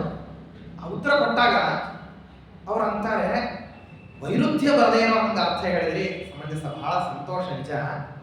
ಆದರೆ ಸಾಮಾನ್ಯವಾಗಿಯೇ ಶಾಸ್ತ್ರದಲ್ಲಿ ಈ ರೀತಿ ನಿಯಮ ಇದೆ, ಸಕೃದುಚ್ಚರಿತ ಶಬ್ದ ಸಕೃದೇವಾರ್ಥಂ ಗಮಯತಿ ಅಂತ ಹೇಳಿ. ಒಂದು ಸಾರಿ ಒಂದು ಶಬ್ದವನ್ನು ಉಚ್ಚಾರ ಮಾಡಿದ್ವಿ ಅಂದ್ರೆ ಆ ಶಬ್ದ ಒಂದು ಅರ್ಥ ಹೇಳ್ತಿದೆ ಅಂತ ನೀವು 3 ಅರ್ಥ ಹೇಳ್ತಿದ್ದೀರಿ, ಹೆಂಗ ಪ್ರಾಮಾಣಿಕ? ಪ್ರಮಾಣಾರೂಢವಾಗಿ ನೀವು ತೋರಿಸ್ತಾ ಇದ್ದೀರಿ. ನಾವು ಹಿಂದೆಂದೂ ಇದನ್ನು ಕೇಳಿಲ್ಲ. ಅಪರೂಪದ ವಿಷಯವನ್ನ ನೀವು ಹೇಳಿದಿರಿ ಅಂದ ಮಾತ್ರಕ್ಕೆ ನಿಮ್ಮನ್ನು ವಿದ್ವಾಂಸರು ಅಂತ ಒಪ್ಪದೇ ಇರಲಿಕ್ಕೂ ನಮಗೆ ಮನಸ್ಸಿಲ್ಲ. ಆದರೆ ಒಂದು ಸಮಸ್ಯೆ ಏನಂದ್ರೆ ಇದು ಜಗತ್ನಲ್ಲಿ ಇಲ್ಲಿಯವರೆಗೂ ಅಪ್ರಕಟಿತವಾದಂತಹ ರೀತಿ. ಇದನ್ನು ನೀವು ಪ್ರಕಟಣ ಮಾಡಲಿಕ್ಕೆ ಏನಾದರೂ ಇದನ್ನು ಪ್ರಕಟಣ ಮಾಡಲಿಕ್ಕೆ ಶಾಸ್ತ್ರೀಯವಾದಂತಹ ಗಮಕವನ್ನ ಹೇಳ್ತೀರಾ? ಆಚಾರ್ಯ ಅಂತಾರೆ ಇದೇ ಈ ರೀತಿಯಲ್ಲಿ ವ್ಯವಸ್ಥೆ ಇದೆಯಪ್ಪ. ಯಾವುದಕ್ಕೆ ಈ ರೀತಿಯಲ್ಲಿ ಲೌಕಿಕವಾದಂತಹ ಶಬ್ದಗಳು ಇಲ್ಲ. ಲೌಕಿಕ ಶಬ್ದಗಳಿಗೆ ಆ ರೀತಿ ಹೇಳಿ ಬರೋದಿಲ್ಲ. ಮತ್ತೆ ಯಾವುದಕ್ಕೆ ಹೇಳ್ತೀವಿ? ವೇದಕ್ಕಾದ್ರೆ 3 ಅರ್ಥವನ್ನು ಹೇಳ್ತೀವಿ. ಮಹಾಭಾರತದ ಪ್ರತಿ ವಾಕ್ಯಕ್ಕೆ 10 ಅರ್ಥ ಹೇಳ್ತೀವಿ. 10ಕ್ಕೆ ಕಡಿಮೆ ಇಲ್ಲದೆ ಇರೋರಿಗೆ ಪ್ರತಿ ವಾಕ್ಯಕ್ಕೆ ಅರ್ಥ ಹೇಳ್ತೀವಿ. ಆಶ್ಚರ್ಯ. ಇದನ್ನು ಮೀರಿಸಿ 3ನೇದನ್ನ ಹೇಳ್ತಾರೆ. ಮಹಾಮಲ್ಲ ಭಂಗನ್ಯಾಯ ಅಂತಾರಲ್ಲ, ಆ ರೀತಿಯಲ್ಲಿ 3ನೇದನ್ನ ಹೇಳ್ತಾರೆ. ವಿಶ್ವಾದಿ ಸಹಸ್ರ ಶಬ್ದಗಳಿಗೆ, ವಿಶ್ವ ವಿಷ್ಣು ವಷಟ್ಕಾರಾದಿ ಪ್ರತಿ ಶಬ್ದಗಳಿಗೆ ಒಂದು ಶಬ್ದಕ್ಕೆ 3 ಅರ್ಥ ಹೇಳುತ್ತೆ. ಮೊದಲನೇದ್ದೇ ಜೀರ್ಣಿಸ್ಕೊಳ್ಳೋದು ಕಷ್ಟ ಆಗ್ಬಿಡ್ತಿದೆ. ಶಬ್ದ ವೈರುಧ್ಯ ಬರದೇ ಇರೋನಿಗೆ, ಯುಕ್ತ್ಯಾಭಾಸಗಳಾಗದೇ ಇರೋನಿಗೆ ಒಂದೊಂದು ಅರ್ಥವನ್ನ ಇನ್ನೊಬ್ಬರ ಅವರವರಲ್ಲೇನ ತಾಕಲಾಟ ಬೇರೆ ಇತ್ತು. ಸ್ವಾರಸ್ಯ ಬಂದಿದ್ದೇನೆಂದ್ರೆ ಅವರಿರುವರಲ್ಲಿ ತಾಕಲಾಟ. ಇದು ನಮ್ಮ ಸಂಪ್ರದಾಯದಿಂದ ಬಂದದ್ದು, ನಾವು ಹೇಳುವಂತಹ ಅರ್ಥ ನಮ್ದು ಸರಿಯಾದದ್ದು ಅಂತ ಅನ್ನೋರ ಪಕ್ಷ ಹೇಗಿದೆಯೋ, ಇನ್ನೊಬ್ರು ಇದು ನಮ್ಮ ಸಂಪ್ರದಾಯದಿಂದ ಬಂದದ್ದು, ನಾವು ಹೇಳತಕ್ಕಂತಹ ಅರ್ಥ ಅಂತ ಹೇಳೋರಿಗೂ ಕೂಡ ಪ್ರತಿಯೊಬ್ಬರ ಯುಕ್ತಿಯನ್ನ ಅನುಸಂಧಾನ ಮಾಡಿ ಅವರವರ ಯುಕ್ತಿಗಳ ವಿರೋಧವನ್ನು ಪರಿಹಾರ ಮಾಡತಕ್ಕಂಥದ್ದು ದೊಡ್ಡ ಜವಾಬ್ದಾರಿ. ಅದನ್ನ ಮಾಡಿ ತೋರಿಸಿದ್ದಾರೆ ಅಂತ ಇವ್ರ ಮೇಲೆ ವಿಶ್ವಾಸ ಇಡಬೇಕು ಅಂತ ಹೊರಟ್ರೆ ಇವರು ಇನ್ನೂ ಹೊಸವಾದ ವಿಷಯವನ್ನು ಹೇಳ್ತಾರೆ. ಮಹಾಭಾರತದ ಪ್ರತಿ ವಾಕ್ಯಕ್ಕೆ 10ಕ್ಕೆ ಕಡಿಮೆ ಇಲ್ಲದೆ ಇರೋ ಹಂಗೆ ಅರ್ಥ ಹೇಳ್ತೀನಿ ಅಂತಾರೆ. ಸಾಮರ್ಥ್ಯ ಇರ್ಬೋದೇನೋ ಅಂತ ಅನ್ಕೊಂಡ್ರೆ ಅದನ್ನ ಮೀರಿ ಹೇಳ್ತಾರೆ ವಿಶ್ವಾದಿ ಪ್ರತಿ ಶಬ್ದಗಳಿಗೆ 100 ಅರ್ಥ ಹೇಳ್ತೀನಿ ಅಂತ. ಅಲ್ಲಿಗೆ ಕುತೂಹಲ ಮುಗಿಲಿಲ್ಲ. ಅವರೆಲ್ಲರೂ ಅಧೀತ ಸಾಂಗ ವೇದಶಾಸ್ತ್ರಜ್ಞರವರು, ಷಡಂಗ ಸಹಿತವಾದಂತಹ ವೇದಾಧ್ಯಯನ. ನಾನು ಈಗ ಹೇಳಿದ್ದು ಬರೀ ವೇದವನ್ನ ಬರೀ ಶಬ್ದೋಚ್ಚಾರಣದ ಕ್ರಮದಲ್ಲಿಯೇನೆ ಸಂಹಿತಾ, ಪದ, ಕ್ರಮ, ಜಟ, ಘನ ಅಂತ ಹೇಳಿ ಇದಕ್ಕೆ ಅರ್ಥವರ್ಣನ ಮಾಡಬೇಕು ಅಂತಂದ್ರೆ 6 ಅಂಗಶಾಸ್ತ್ರಗಳಿದೆ. ಶಿಕ್ಷಾ, ಕಲ್ಪ, ವ್ಯಾಕರಣ, ನಿರುಕ್ತ, ಜ್ಯೋತಿಷ್ಯ, ಛಂದಸ್ಸು ಅಂತ 6 ಅಂಗಶಾಸ್ತ್ರಗಳಿವೆ. ಈ ಅಂಗಶಾಸ್ತ್ರಗಳ ಜೊತೆಗೆ ವೇದಾಧ್ಯಯನವನ್ನು ಮಾಡಿದರೆ ಅದು ಷಡಂಗ ಸಹಿತವಾದಂತಹ ವೇದಾಧ್ಯಯನ ಅಂತ ಕರೆಸ್ಬೋದು. ಆ ಷಡಂಗ ಸಹಿತವಾದಂತಹ ವೇದಾಧ್ಯಯನವನ್ನು ಮಾಡಿದವರಿಗೆ ವೇದಾರ್ಥಗಳನ್ನು ಹೇಳ್ತಕ್ಕಂತಹ ಸಾಮರ್ಥ್ಯ ಬರ್ತದೆ. ಆ ವೇದಾರ್ಥಗಳನ್ನು ಹೇಳೋರು ಶಬ್ದ ನಿಷ್ಪತ್ತಿಯನ್ನು ಏನ್ ಮಾಡ್ತಾರೆ, ಇಲ್ಲಿ ಹೇಳುವಂತ ಪ್ರತಿ ಶಬ್ದಕ್ಕೆ ಅರ್ಥವರ್ಣನ ಮಾಡಬೇಕಾದ್ರೆ ನಾನು ಹೇಳಿದ್ನಲ್ಲ, ಯುಕ್ತಿ ಅಂತ ಅನ್ನೋದು ದೂಷಿತವಾಗದೆ ಇರೋದನ್ನು ಹೇಳಬೇಕಲ್ಲ, ಜವಾಬ್ದಾರಿ ತಾನೆ. ಈ ಅರ್ಥ ಹೇಳಿದ್ದೀನಿ, ಯಾಕೆ ಹೇಳಿದ್ದೀನಿ ಅಂದ್ರೆ ಈ ಕಾರಣವನ್ನ ಕೊಟ್ಟು ಅವ ಹೇಳಿದಾಗ ಇನ್ನೊಬ್ಬನು ಅದೇ ಕಾರಣವನ್ನ ಕೊಟ್ಟು ಹೇಳಿದ್ರೆ ಅವರಿರುವರಿಗೆ ತಾಕಲಾಟ ಬರದೇ ಇರೋ ವ್ಯವಸ್ಥೆ ಮಾಡಿ ಕೊಡಬೇಕು. 3ನೇ ಅರ್ಥ ಹೇಳಬೇಕು ಅಂದ್ರೆ ಜವಾಬ್ದಾರಿ ಹೆಚ್ಚಾಗ್ತದೆ ಅಂತಂದ್ರೆ ಪ್ರತಿ ಶಬ್ದಕ್ಕೆ ಆ ರೀತಿ ವೈರುಧ್ಯ ಬರದೇ ಇರೋ ಹಂಗ 100 ಅರ್ಥ ಹೇಳ್ತೀನಿ ಅಂದ್ರೆ ಶಬ್ದಕ್ಕೂ 100 ಅರ್ಥ ಹೇಳೋದು ಅಂತ ಅನ್ನೋದೇನಿದೆಯಲ್ಲ ಹುಡುಗಾಟ ಅಲ್ಲ. ಉತ್ತರಾದಿ ಮಠದ ಪರಂಪರಾದಲ್ಲಿ ಒಬ್ಬ ಮಹಾನುಭಾವರು ಬಂದಿದ್ರು, ಸತ್ಯಪರಾಯಣ ತೀರ್ಥರು ಅಂತ ಹೇಳಿ. ಸತ್ಯಪರಾಯಣ ತೀರ್ಥರು ಅಂತ ಒಬ್ಬ ದೊಡ್ಡ ಜ್ಞಾನಿಗಳು ಬಂದಿದ್ರು. ಅವರು ರಾಮ ಶಬ್ದಾರ್ಥ ರತ್ನಮಾಲ ಅಂತ ಗ್ರಂಥ ಬರೆದಿದ್ದಾರೆ. ಏನೇನು ನಡೀತದೆ ಐತಿಹಾಸಿಕ ಪ್ರಪಂಚದಲ್ಲಿ ಬೌದ್ಧಿಕವಾದಂತಹ ಕಸರತ್ತುಗಳು ಹಿಂದಕ್ಕೆಲ್ಲ ಹೆಂಗೆ ನಡೀತಿತ್ತು ಅಂತ. ಒಂದು ರಾಮ ಶಬ್ದಕ್ಕೆ 100 ಅರ್ಥ. ಪ್ರತಿ ಬಾರಿಯೂ ಧಾತುವನ್ನು ಬದಲಿಸಿ ರಾಮ ಶಬ್ದಕ್ಕೆ ಹೇಳತಕ್ಕಂಥ ಬರೀ ಅದೇ ರಾಮ 2 ಅಕ್ಷರ, ಅದಕ್ಕೆ ಬೇರೆ ಬೇರೆ ವಿನ್ಯಾಸದಿಂದ ಬೇರೆ ಬೇರೆ ಅರ್ಥಗಳನ್ನ ಹೇಳ್ತಕ್ಕಂಥದ್ದನ್ನ ಮಾಡಿ ತೋರಿಸಿದ್ರು. ಆದ್ರೆ ಆಗಿನ ಕಾಲಕ್ಕೆ ಈ ವಿಧವಾದಂತಹ ಈ ಸೋಷಿಯಲ್ ಮೀಡಿಯಾ ಇದು ಯಾವುದು ಇಲ್ಲದೆ ಇರತಕ್ಕಂಥದ್ದು ಅಥವಾ ಕಲ್ಲಚ್ಚು ಮುದ್ರಣವನ್ನ ಮಾಡತಕ್ಕಂಥದ್ದು ಯದ್ಯಪಿ ಇದ್ದರೂ ಅದು ಸತ್ಯಪಾರಾಯಣ ಕಾಲದಲ್ಲೂ ಪ್ರಚಲಿತವಾಗಿರಲಿಲ್ಲ. ಲಿಪಿಕಾರರೇ ಬರೆದು ಇಡಬೇಕು, ಲಿಪಿಕಾರರೇ ಬರೆದು ಇಡಬೇಕಾದಂತಹ ಸ್ಥಿತಿಗತಿ ಬರೆದು ಇಟ್ಟಿದ್ದು. ಕಾಲ ಪ್ರವಾಹದಲ್ಲಿ ಹೊರಟು ಹೋಗ್ಬಿಟ್ಟು ಅರ್ವಾಚೀನರಲ್ಲಿ, ಹೆಸರು ಬೇಡ, ಅರ್ವಾಚೀನರಲ್ಲಿ ಒಬ್ಬ ವಿದ್ವಾಂಸರು ಏನ್ ಮಾಡಿದ್ರು ಅಂತಂದ್ರೆ ಅವರಿಗೆ ಯಾರೋ ಒಬ್ಬರ ಮನೆಯಲ್ಲಿ ಈ ಪುಸ್ತಕ ಸಿಕ್ಕಾಗ ಮೊದಲನೇ ಕೊನೆಯ ಪುಟವನ್ನು ತೆಗೆದುಬಿಟ್ಟು ಅವ್ರು ಏನ್ ಮಾಡ್ಬಿಟ್ರು ಅಂದ್ರೆ ತಮ್ಮ ಹೆಸರು ಹಾಕೊಂಡು ಅದನ್ನು ಮುದ್ರಣ ಮಾಡಿಬಿಟ್ರು. ಇದು ಅವ್ರು ಮಾಡಿರುವಂತ. ಒಬ್ಬರು ಸನ್ಯಾಸಿಗಳು ಇದಕ್ಕೆ ತಕ್ಕಂಗೆ ಇಂಥದ್ದೇ ಕೆಲಸ ಮಾಡಿದ್ರು. ಏನಂದ್ರೆ ಅವರು ಉಪನ್ಯಾಸದಲ್ಲಿ ಯಥೇಚ್ಛ ನೂರಾರು ಅರ್ಥಗಳನ್ನ, ಕ್ರಮಪ್ರಾಪ್ತವಾದಂತಹ ನೂರಾರು ಅರ್ಥಗಳು ಯಾವ ಸತ್ಯನಾರಾಯಣ ತೀರ್ಥರು ಹೇಳ್ತಿದ್ರು ಅವರುಗಳ ಇವರಿಬ್ಬರಿಗೂ, ಒಬ್ಬ ಸನ್ಯಾಸಿಗೆ ಒಬ್ಬ ಗೃಹಸ್ಥರಿಗೆ ಇಬ್ಬರಿಗೂ ಸಿಕ್ಕಿತ್ತು. ಅವ್ರ ಉಪನ್ಯಾಸದಲ್ಲಿ ಹೇಳಿಬಿಟ್ಟು ತಾವು ಕಾಲು ಕಳಿಸ್ಬಿಟ್ಟು ಈ ವಿದ್ವಾಂಸರುಗಳು ಏನ್ ಮಾಡ್ತಿದ್ರು ಅಂತಂದ್ರೆ ತಾವು ಮುದ್ರಣನೇ ಮಾಡಿಬಿಟ್ಟು ತಮ್ಮ ಹೆಸರು ಹಾಕಿಸ್ಕೊಂಡ್ಬಿಟ್ಟು ನಡೆದೋಯ್ತಿದ್ರು ಘಟನಾ. ಈಗ ಒಂದು 30-40 ವರ್ಷದ ಕೆಳಗೆ ನಡೆದಿರುವಂತಹ ಇಬ್ರು ನಮ್ಮವರೇ, ಇಬ್ರು ಮಾಧ್ವರೇ, ಇಬ್ರು ಮಾನ್ಯರೇ, ಇಬ್ರು ಜಗತ್ತಿನಲ್ಲಿ ಪ್ರಖ್ಯಾತರಾದಂಥವರೇ, ಅಂಥವರೇ ಇಂಥ ಒಂದು ಕೆಲಸವನ್ನ ಮಾಡಿದ್ರು. ನೋಡಿ ಹೆಂಗಿರ್ತದೆ ಅಂತಂದ್ರೆ ಆ ಪುಸ್ತಕದ 3ನೇ ಪ್ರತಿ ಒಬ್ಬ ಪ್ರಾಮಾಣಿಕ ವಿದ್ವಾಂಸನಿಗೆ ಸಿಗತ್ತೆ. ಅವರು ಅದನ್ನ ಸಂಶೋಧನೆ ಮಾಡಿದ್ರು. ಅವರಿಗೆ ರಕ್ಷಾ ಪುಟಗಳು ಸಿಕ್ತು, ಇದನ್ನ ಯಾರು ಮಾಡಿದ್ದಾರೆ ಅಂತ ಹೇಳಿ. ಈ ಜಗತ್ತಿನಲ್ಲೆಲ್ಲ ಈ ನಗಾರಿಗಳು ಹೊಡಿತಾನೆ ಇದ್ರಲ್ಲ, ಇವ್ರು 100 ಅರ್ಥ ಹೇಳ್ತಾರೆ, ಇವ್ರು 100 ಅರ್ಥ ಹೇಳ್ತಾರೆ, ಇವ್ರು 100 ಅರ್ಥ ಹೇಳ್ತಾರೆ ಅಂತ ಹೇಳಿ ನಡೀತಾ ಇತ್ತಲ್ಲ. ಆ ನಗಾರಿ ಹೊಡೆಯೋದಕ್ಕೆ ಫುಲ್ ಸ್ಟಾಪ್ ಎಲ್ಲಿ ಬಂತಂದ್ರೆ ಈ 3ನೇ ಪ್ರಾಮಾಣಿಕ ವಿದ್ವಾಂಸ ಅದನ್ನ ಮುದ್ರಣ ಮಾಡಿಸಿ ಅದು ಯಾರು ಅಂತ ಹೆಸರು ಹಾಕಿಸ್ಬಿಟ್ಟ. ಸುಮ್ಮನೆ ನಾನು ಒಂದು ರಾಮ ಶಬ್ದ ಕೇಳ್ತಿದ್ದೀನಿ, ಶ್ರೀಮದಾಚಾರ್ಯ ಹೇಳ್ತಿರೋದಲ್ಲಿ 1000 ಶಬ್ದಗಳಿಗೆ ಪ್ರತಿ ಶಬ್ದಕ್ಕೆ 100 ಅರ್ಥ. ಯಾಕೆ ಪಾಠ ಪ್ರವಚನಕ್ಕೆ ಇಷ್ಟೊಂದು ಮಹತ್ವ ಇತ್ತು, ಮಹತ್ವ ಯಾಕೆ ಕೊಡಬೇಕು ಅಂತ ಪ್ರಾಚೀನರೆಲ್ಲ ಅನ್ಕೊಂಡಿದ್ರು. ಅದ ನಮ್ಮ ತನಕ ಬರ್ಲಿಕ್ಕೆ ಎಷ್ಟು ಕಾರಣ ಆಯಿತು ಅಂತಂದ್ರೆ, ಒಬ್ಬ ಶ್ರೀಮದಾಚಾರ್ಯರು ಈ ರೀತಿಯಲ್ಲಿ ಹೇಳ್ತಿರ್ಬೇಕಾದ್ರೆ ಒಬ್ಬರಲ್ಲ, ಅವರು ವಿದ್ವಾಂಸರು ಕೂತಿರುವಂಥವ್ರು 100 ಜನ, ಒಂದೊಂದು ಪಂಗಡದಲ್ಲಿ 100 ಜನ ಕೂತಿದ್ದಾರೆ. ಯೋಚನೆ ಮಾಡಿದರು, 100 ಅರ್ಥ ಹೇಳ್ತಾರೆ. ಒಂದು ಕೆಲಸ ಮಾಡಿ, ಒಬ್ಬೊಬ್ರು 5 ಅರ್ಥ ಗಮನದಲ್ಲಿ ಇಟ್ಕೊಂಡ್ರು ಕೂಡ 20 ಜನ ಸೇರ್ಕೊಂಡ್ಬಿಟ್ಟು ಏನ್ ಮಾಡ್ಬೋದು ಅಂದ್ರೆ ಇವ್ರು ಹೇಳಿದ್ದು ಸರಿನೋ ತಪ್ಪು ಅಂತ ನಿರ್ಣಯ ಮಾಡ್ಬೋದು, ಒಪ್ಕೊಳ್ಳೋಣ ಅಂತ ಹೇಳಿ ಏನ್ ಹೇಳ್ಬಿಟ್ರು ಅಂದ್ರೆ, ಸ್ವಾಮಿ ವಿಶ್ವಾದಿ ಶಬ್ದಗಳಿಗೆ ಪ್ರತಿ ಶಬ್ದಕ್ಕೆ 100 ಅರ್ಥ ಅಂತ ಹೇಳಿದ್ರಲ್ಲ, ಆ 100 ಅರ್ಥ ನೀವು ಹೇಳ್ರಿ. ಹಾಗೆ ಹೇಳ್ತೀನಿ. ಒಂದೇ ಒಂದು ನಿಯಮ ಏನಂದ್ರೆ, ನಾ ಹೇಳಿದ್ದನ್ನ ಪುನರ್ವಾದವನ್ನು ನೀವು ಮಾಡ್ಬೇಕು. ನಾನು ಮಾತ್ರ ಏಕಮುಖದಿಂದ ಹೇಳ್ಬಿಟ್ಟೆ ಅಂದ್ರೆ ನೀವು ಚಪ್ಪಾಳೆ ಹಾಕ್ಬಿಟ್ಟು ಎದ್ದು ಹೋಗ್ಬಿಟ್ರೆ ಅಲ್ಲಿಂದ ಪಾಂಡಿತ್ಯ ಸಿದ್ಧ ಆಗೋದು ಹೊತ್ತಾಗಿ ಇನ್ನೇನೂ ಆಗೋದಿಲ್ಲ. ಈ ಪಾಂಡಿತ್ಯ ನಿಮ್ಮ ಮನಸ್ಸಿಗೆ ಬರ್ಬೇಕಂತಂದ್ರೆ ಅದೇನಾಗಬೇಕು ಅಂದ್ರೆ, ನಾ ಹೇಳಿರೋದನ್ನ ಪ್ರತಿಯಾಗಿ ನೀವು ಅನುವಾದ ಮಾಡಬೇಕು ಹೇಳಿ.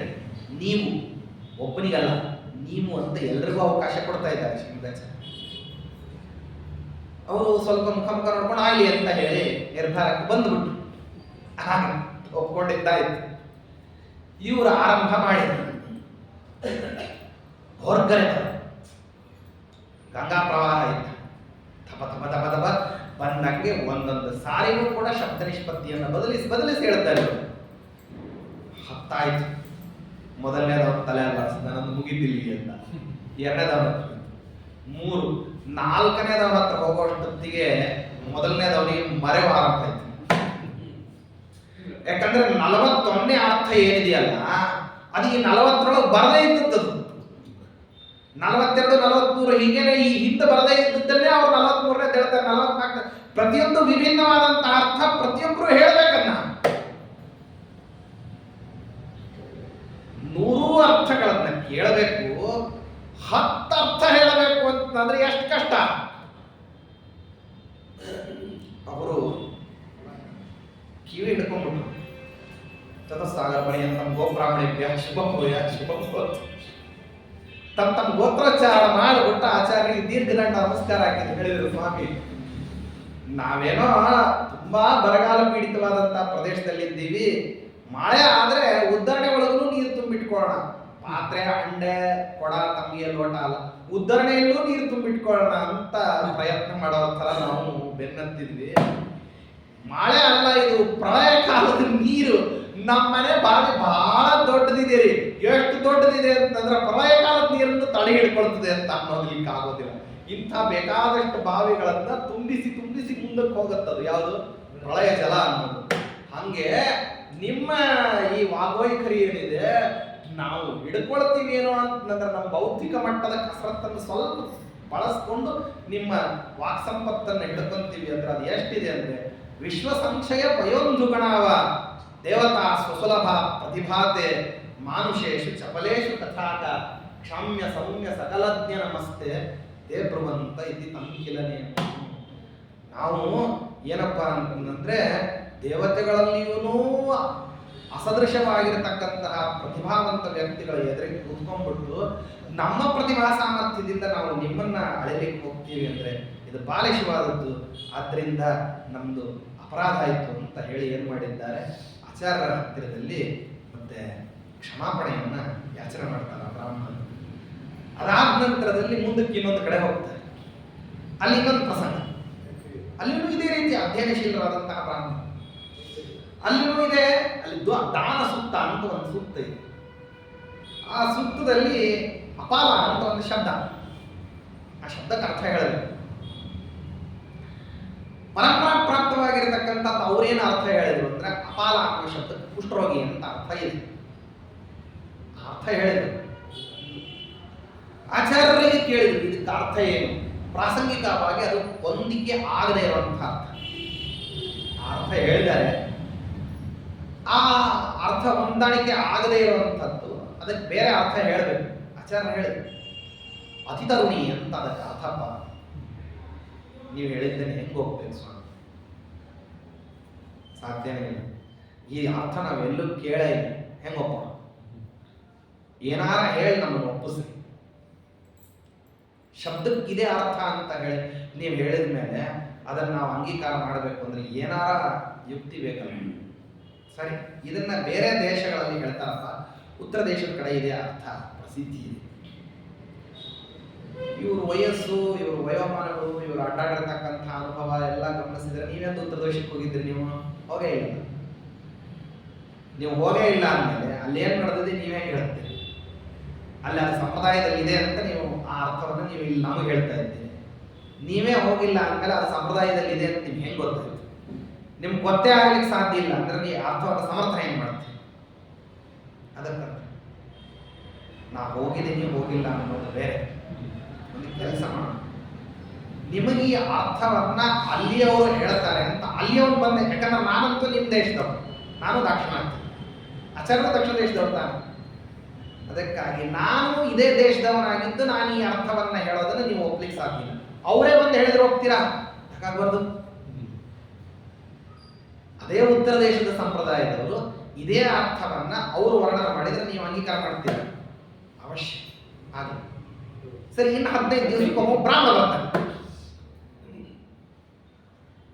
ಅವನು ನಿಮ್ಮ ಪ್ರಾಕೃತ ಭಾಷೆಯನ್ನು ಮಾತಾಡೋದಿಲ್ಲ, ಅವನು ಬೇರೆ ಭಾಷೆ ಮಾತಾಡ್ತಾನೆ. ಆದ್ರೆ ನಿಮ್ಗೆ ಇಬ್ಬರಿಗೂ ಸೇರ್ತಕ್ಕಂಥದ್ದು ಒಂದು ಭಾಷೆ ಇದೆಯಲ್ಲ, ಮಧ್ಯಮವಾದದ್ದು, ಯಾವುದು? ಸಂಸ್ಕೃತ. ಅವನು ಮಾತಾಡೋ ಭಾಷೆ ನಿಮ್ಗೆ ತಿಳಿಯೋದಿಲ್ಲ, ನೀವು ಕೇಳೋ ಪ್ರಶ್ನೆ ಅವನಿಗೆ ಅರ್ಥ ಆಗೋದಿಲ್ಲ. ಮತ್ತೆ ನಿಮ್ಮಿಬ್ಬರಿಗೂ ಸೇರೋಂಥ ಮಧ್ಯಮ ಭಾಷೆ ಯಾವುದು? ಸಂಸ್ಕೃತ. ಅದರಲ್ಲಿ ಕೇಳ್ರಿ, ಅವ ಇದೇ ಅರ್ಥ ಹೇಳಿದ್ರೆ ನೀವು ಅಂಗೀಕಾರ ಮಾಡಿಕೊಳ್ರಿ ಅಂತ ಹೇಳಿ ಮುಂದೆ ಹೋಗ್ಬಿಟ್ರಂತ. ಬಂದವ ಮುಂದಿನ ದಿವಸಗಳಲ್ಲಿ ಸರಿಯಾಗಿ ಇವರು ಶೌಚನೆ ಮಾಡಿರ್ತಕ್ಕಂಥ ಸಮಯಕ್ಕೆ ಸರಿಯಾಗಿ ಒಬ್ಬ ಬ್ರಾಹ್ಮಣ ಬಂದ. ಅವನನ್ನ ಅವ್ರು ಬಿಡದೇನೆ ಕೇಳಿದ್ರೆ, ಹಿಂಗೊಬ್ರು ಹೇಳೋಗಿದ್ದಾರೆ ಈ ನಿಮ್ಮ ಸಂಪ್ರದಾಯದಲ್ಲಿ ಈ ರೀತಿ ಅರ್ಥ ಇದೆಯಾ? ಯಾಕಂದ್ರೆ ಅದು ನಿಶ್ಚಯ ಆಗ್ಬೇಕಲ್ಲ. ಅವ್ರು ಹೇಳೋಗ್ಬಿಟ್ರು ಅಂದ್ರೆ ನಾವು ಒಪ್ಪೋದೇ, ಅವ್ರು ಹೌದು ಈ ರೀತಿ ಅರ್ಥ ಹೇಳ್ತೀವಿ, ಇದಕ್ಕೆ ಕಾರಣ ಇದೆ ಅಂತ ಹೇಳಿ ಆವಾಗ ಒಪ್ಕೊಂಡ್ರು ಅಂತ ಹೇಳಿ ಹೇಳ್ತಾರೆ. ದಾನ ಸೂಕ್ತಾರ್ಥವಾದಿ ದಿವ್ಯ ಜ್ಞಾನ ಪ್ರಕಾಶ ಇರಲಿಂದ ಶ್ರೀಮದಾಚಾರ್ಯರಿಗೆ ಕೇವಲ ಏನಪ್ಪಾ ಅಂದ್ರೆ ವೇದಶಾಸ್ತ್ರಗಳ ಬಗ್ಗೆ ಹಿಡಿತ ಇತ್ತು ಅಂತಲ್ಲ, ತ್ರಿಕಾಲ ಜ್ಞಾನ, ಅಪರೋಕ್ಷ ಜ್ಞಾನ ಇತ್ತು ಇವರಿಗೆ. ಇವರು ಸದಾ ಕಾಲಕ್ಕೂ ಏಕಪ್ರಕಾರವಾಗಿ ಜ್ಞಾನ ಅತಿರೋಹಿತರಾದಂತಹ ವ್ಯಕ್ತಿಗಳು ಅಂತ ಹೇಳಿ ಜಗತ್ತಿನಲ್ಲಿ ಪ್ರಸಿದ್ಧಿ ಬರಲಿಕ್ಕೆ. ದಿವ್ಯ ಜ್ಞಾನ ಪ್ರಕಾಶಿ ಸಕಲ ಜಿದಖಿಲ ಜ್ಞಾವಿನ ಪ್ರಾಪ್ತ ರೂಪ್ಯ. ಇದಾಯಿತು. ಇದಾದ ನಂತರದಲ್ಲಿ ಭೀಮೋವ ಭೀಮಸಂತಹ ಅಂತ ಹೇಳಿ ಹೇಳ್ತಾರೆ.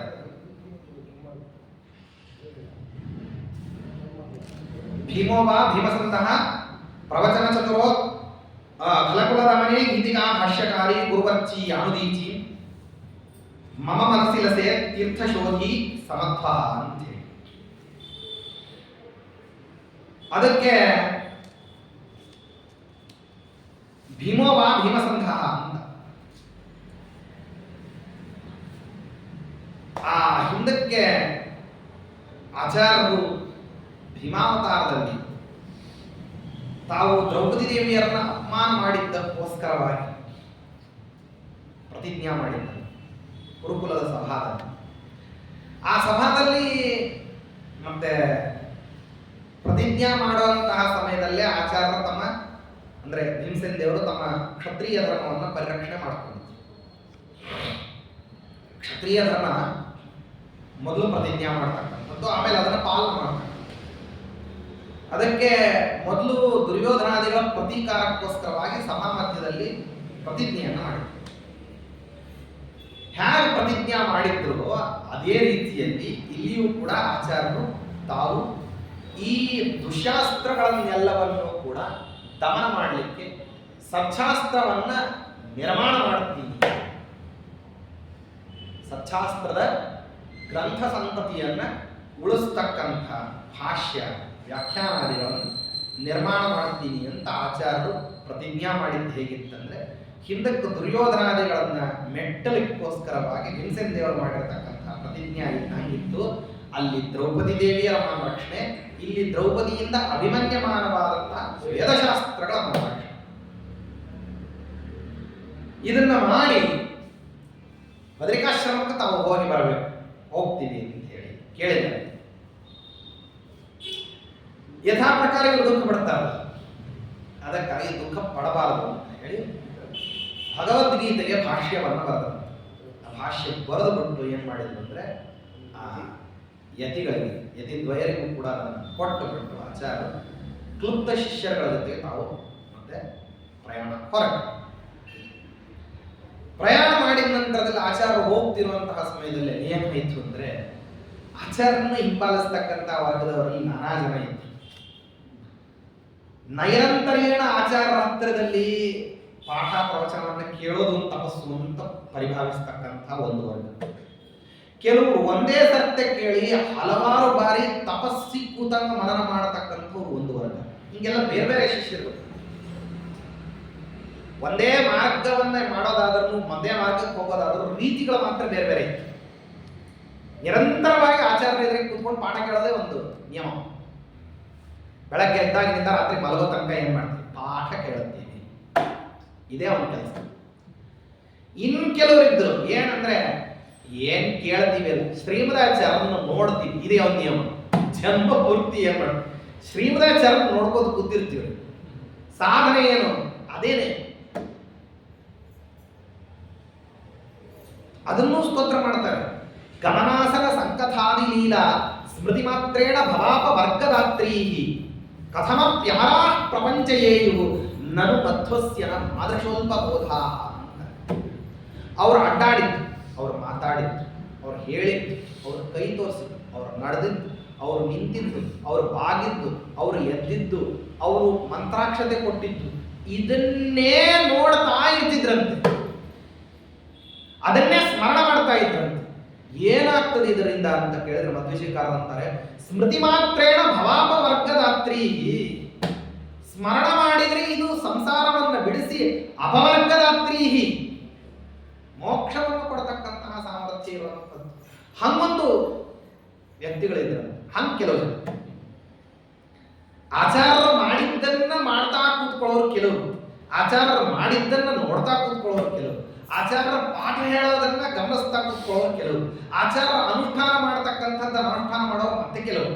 ಆಚಾರ್ಯರ ಸೇವಾಕ್ಕೋಸ್ಕರನೇ ಏನಿಲ್ಲ, ಬರೀ ಬಟ್ಟೆ ಒಗೆಯೋದು, ಪಾತ್ರೆ ತೆಗೆಯೋದು, ಪದಾರ್ಥಗಳನ್ನು ಎತ್ಕೊಂಡು ಹೋಗೋದು, ದೇವರ ಪಾತ್ರೆ ತೊಳೆಯೋದು, ಇದಕ್ಕಾಗೇನೆ ಮೀಸಲಿಟ್ಟಿರ್ತಕ್ಕಂಥ ವರ್ಗದವರು ಇದ್ರಂತೆ. ಅವ್ರದ್ದು ಅದೇ ಕೆಲಸ. ಆದ್ರೆ ಸದಾ ಕಾಲಕ್ಕೂ ಏನಂತಂದ್ರೆ ಅದನ್ನೇ ಮಾಡ್ತಾ ಇದ್ರು. ಇದು ದೊಡ್ಡದಾಗಿರ್ತಕ್ಕಂಥ ಸೇವಾ. ಇದನ್ನ ಮಾಡ್ತಿದ್ದೀವಿ ಅಂದ್ರೆ ನಮ್ಗೆ ಶ್ರೀಮದಾಚಾರ್ಯ ಮೋಕ್ಷ ಕೊಡ್ತಾರೆ ಅನ್ನುವಂಥ ಅದೊಂದು ದೃಢವಾದಂತಹ ವಿಶ್ವಾಸ. ಯಥಾ ಸಾಧನೆ ಏನ್ ಮಾಡ್ತಿರ್ಲಿ ಅದನ್ನ ಮಾಡ್ತೀವಿ ಸಾಕು.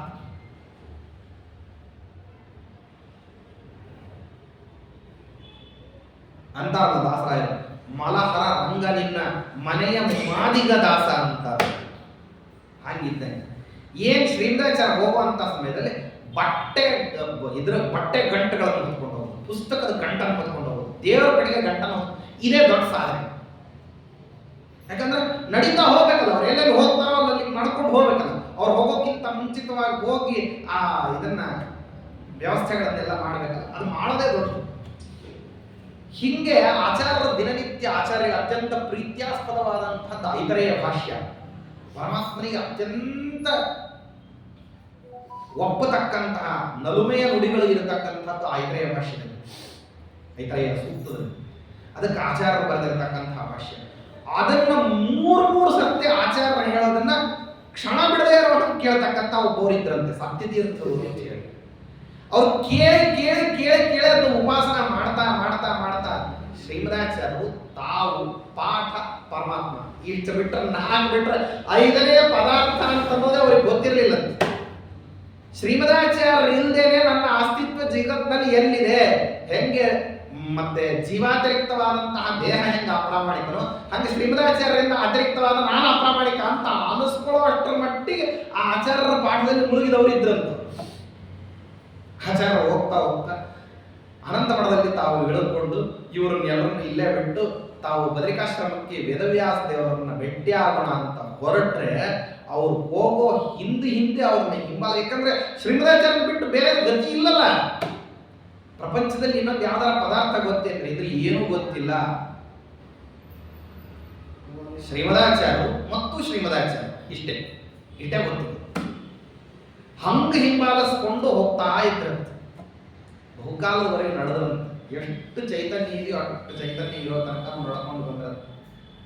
ಸರ್ವಜ್ಞರು ಅವ್ರಿಗೆ ಗೊತ್ತಿತ್ತು ಹಿಂದೆ ಒಬ್ಬ ಬರ್ತಾ ಇದ್ದಾನೆ ಅಂತ ಹೇಳಿ ಗೊತ್ತಿದೆ. ಅಥಾಪಿ ಹೋಗ್ತಾ ಇದ್ರಂತೆ. ಎಷ್ಟಿದೆ ಆ ಗುರುಭಕ್ತಿ ಬಹಳ ವಿಚಿತ್ರವಾದಂತಹ. ಅದರಲ್ಲಿಂದಾಗಿ ದಾಟದೇ ಇರತಕ್ಕಂತಹ ಸಮಸ್ಯೆಗಳೇ ಇಲ್ಲ. ಏನ್ ಸಮಸ್ಯೆ ಬೇಕಾದ್ರೂ ಕೂಡ ದಾಟಬಹುದು.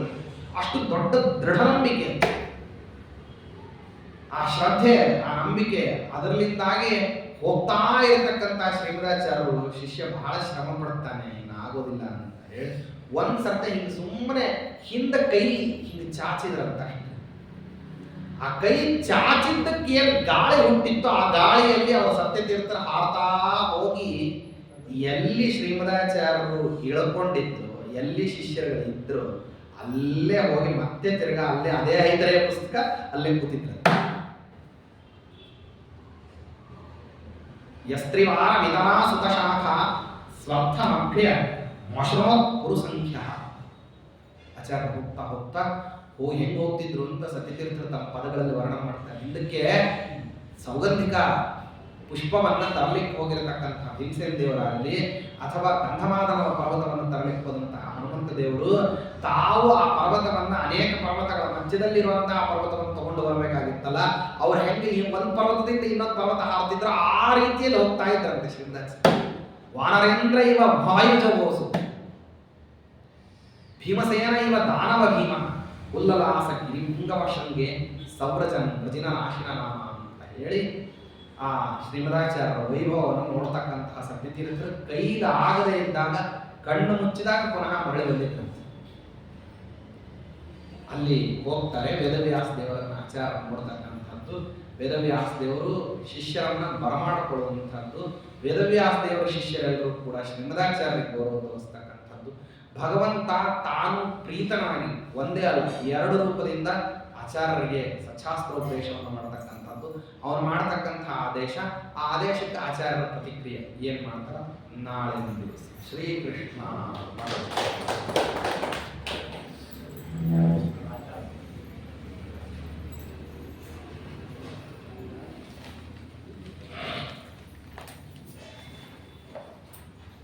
ಸ್ವಸ್ತಿ ಶ್ರೀಮಂತ ವಿಶಾಲ ಮಹರ್ಷಿಗೆ 19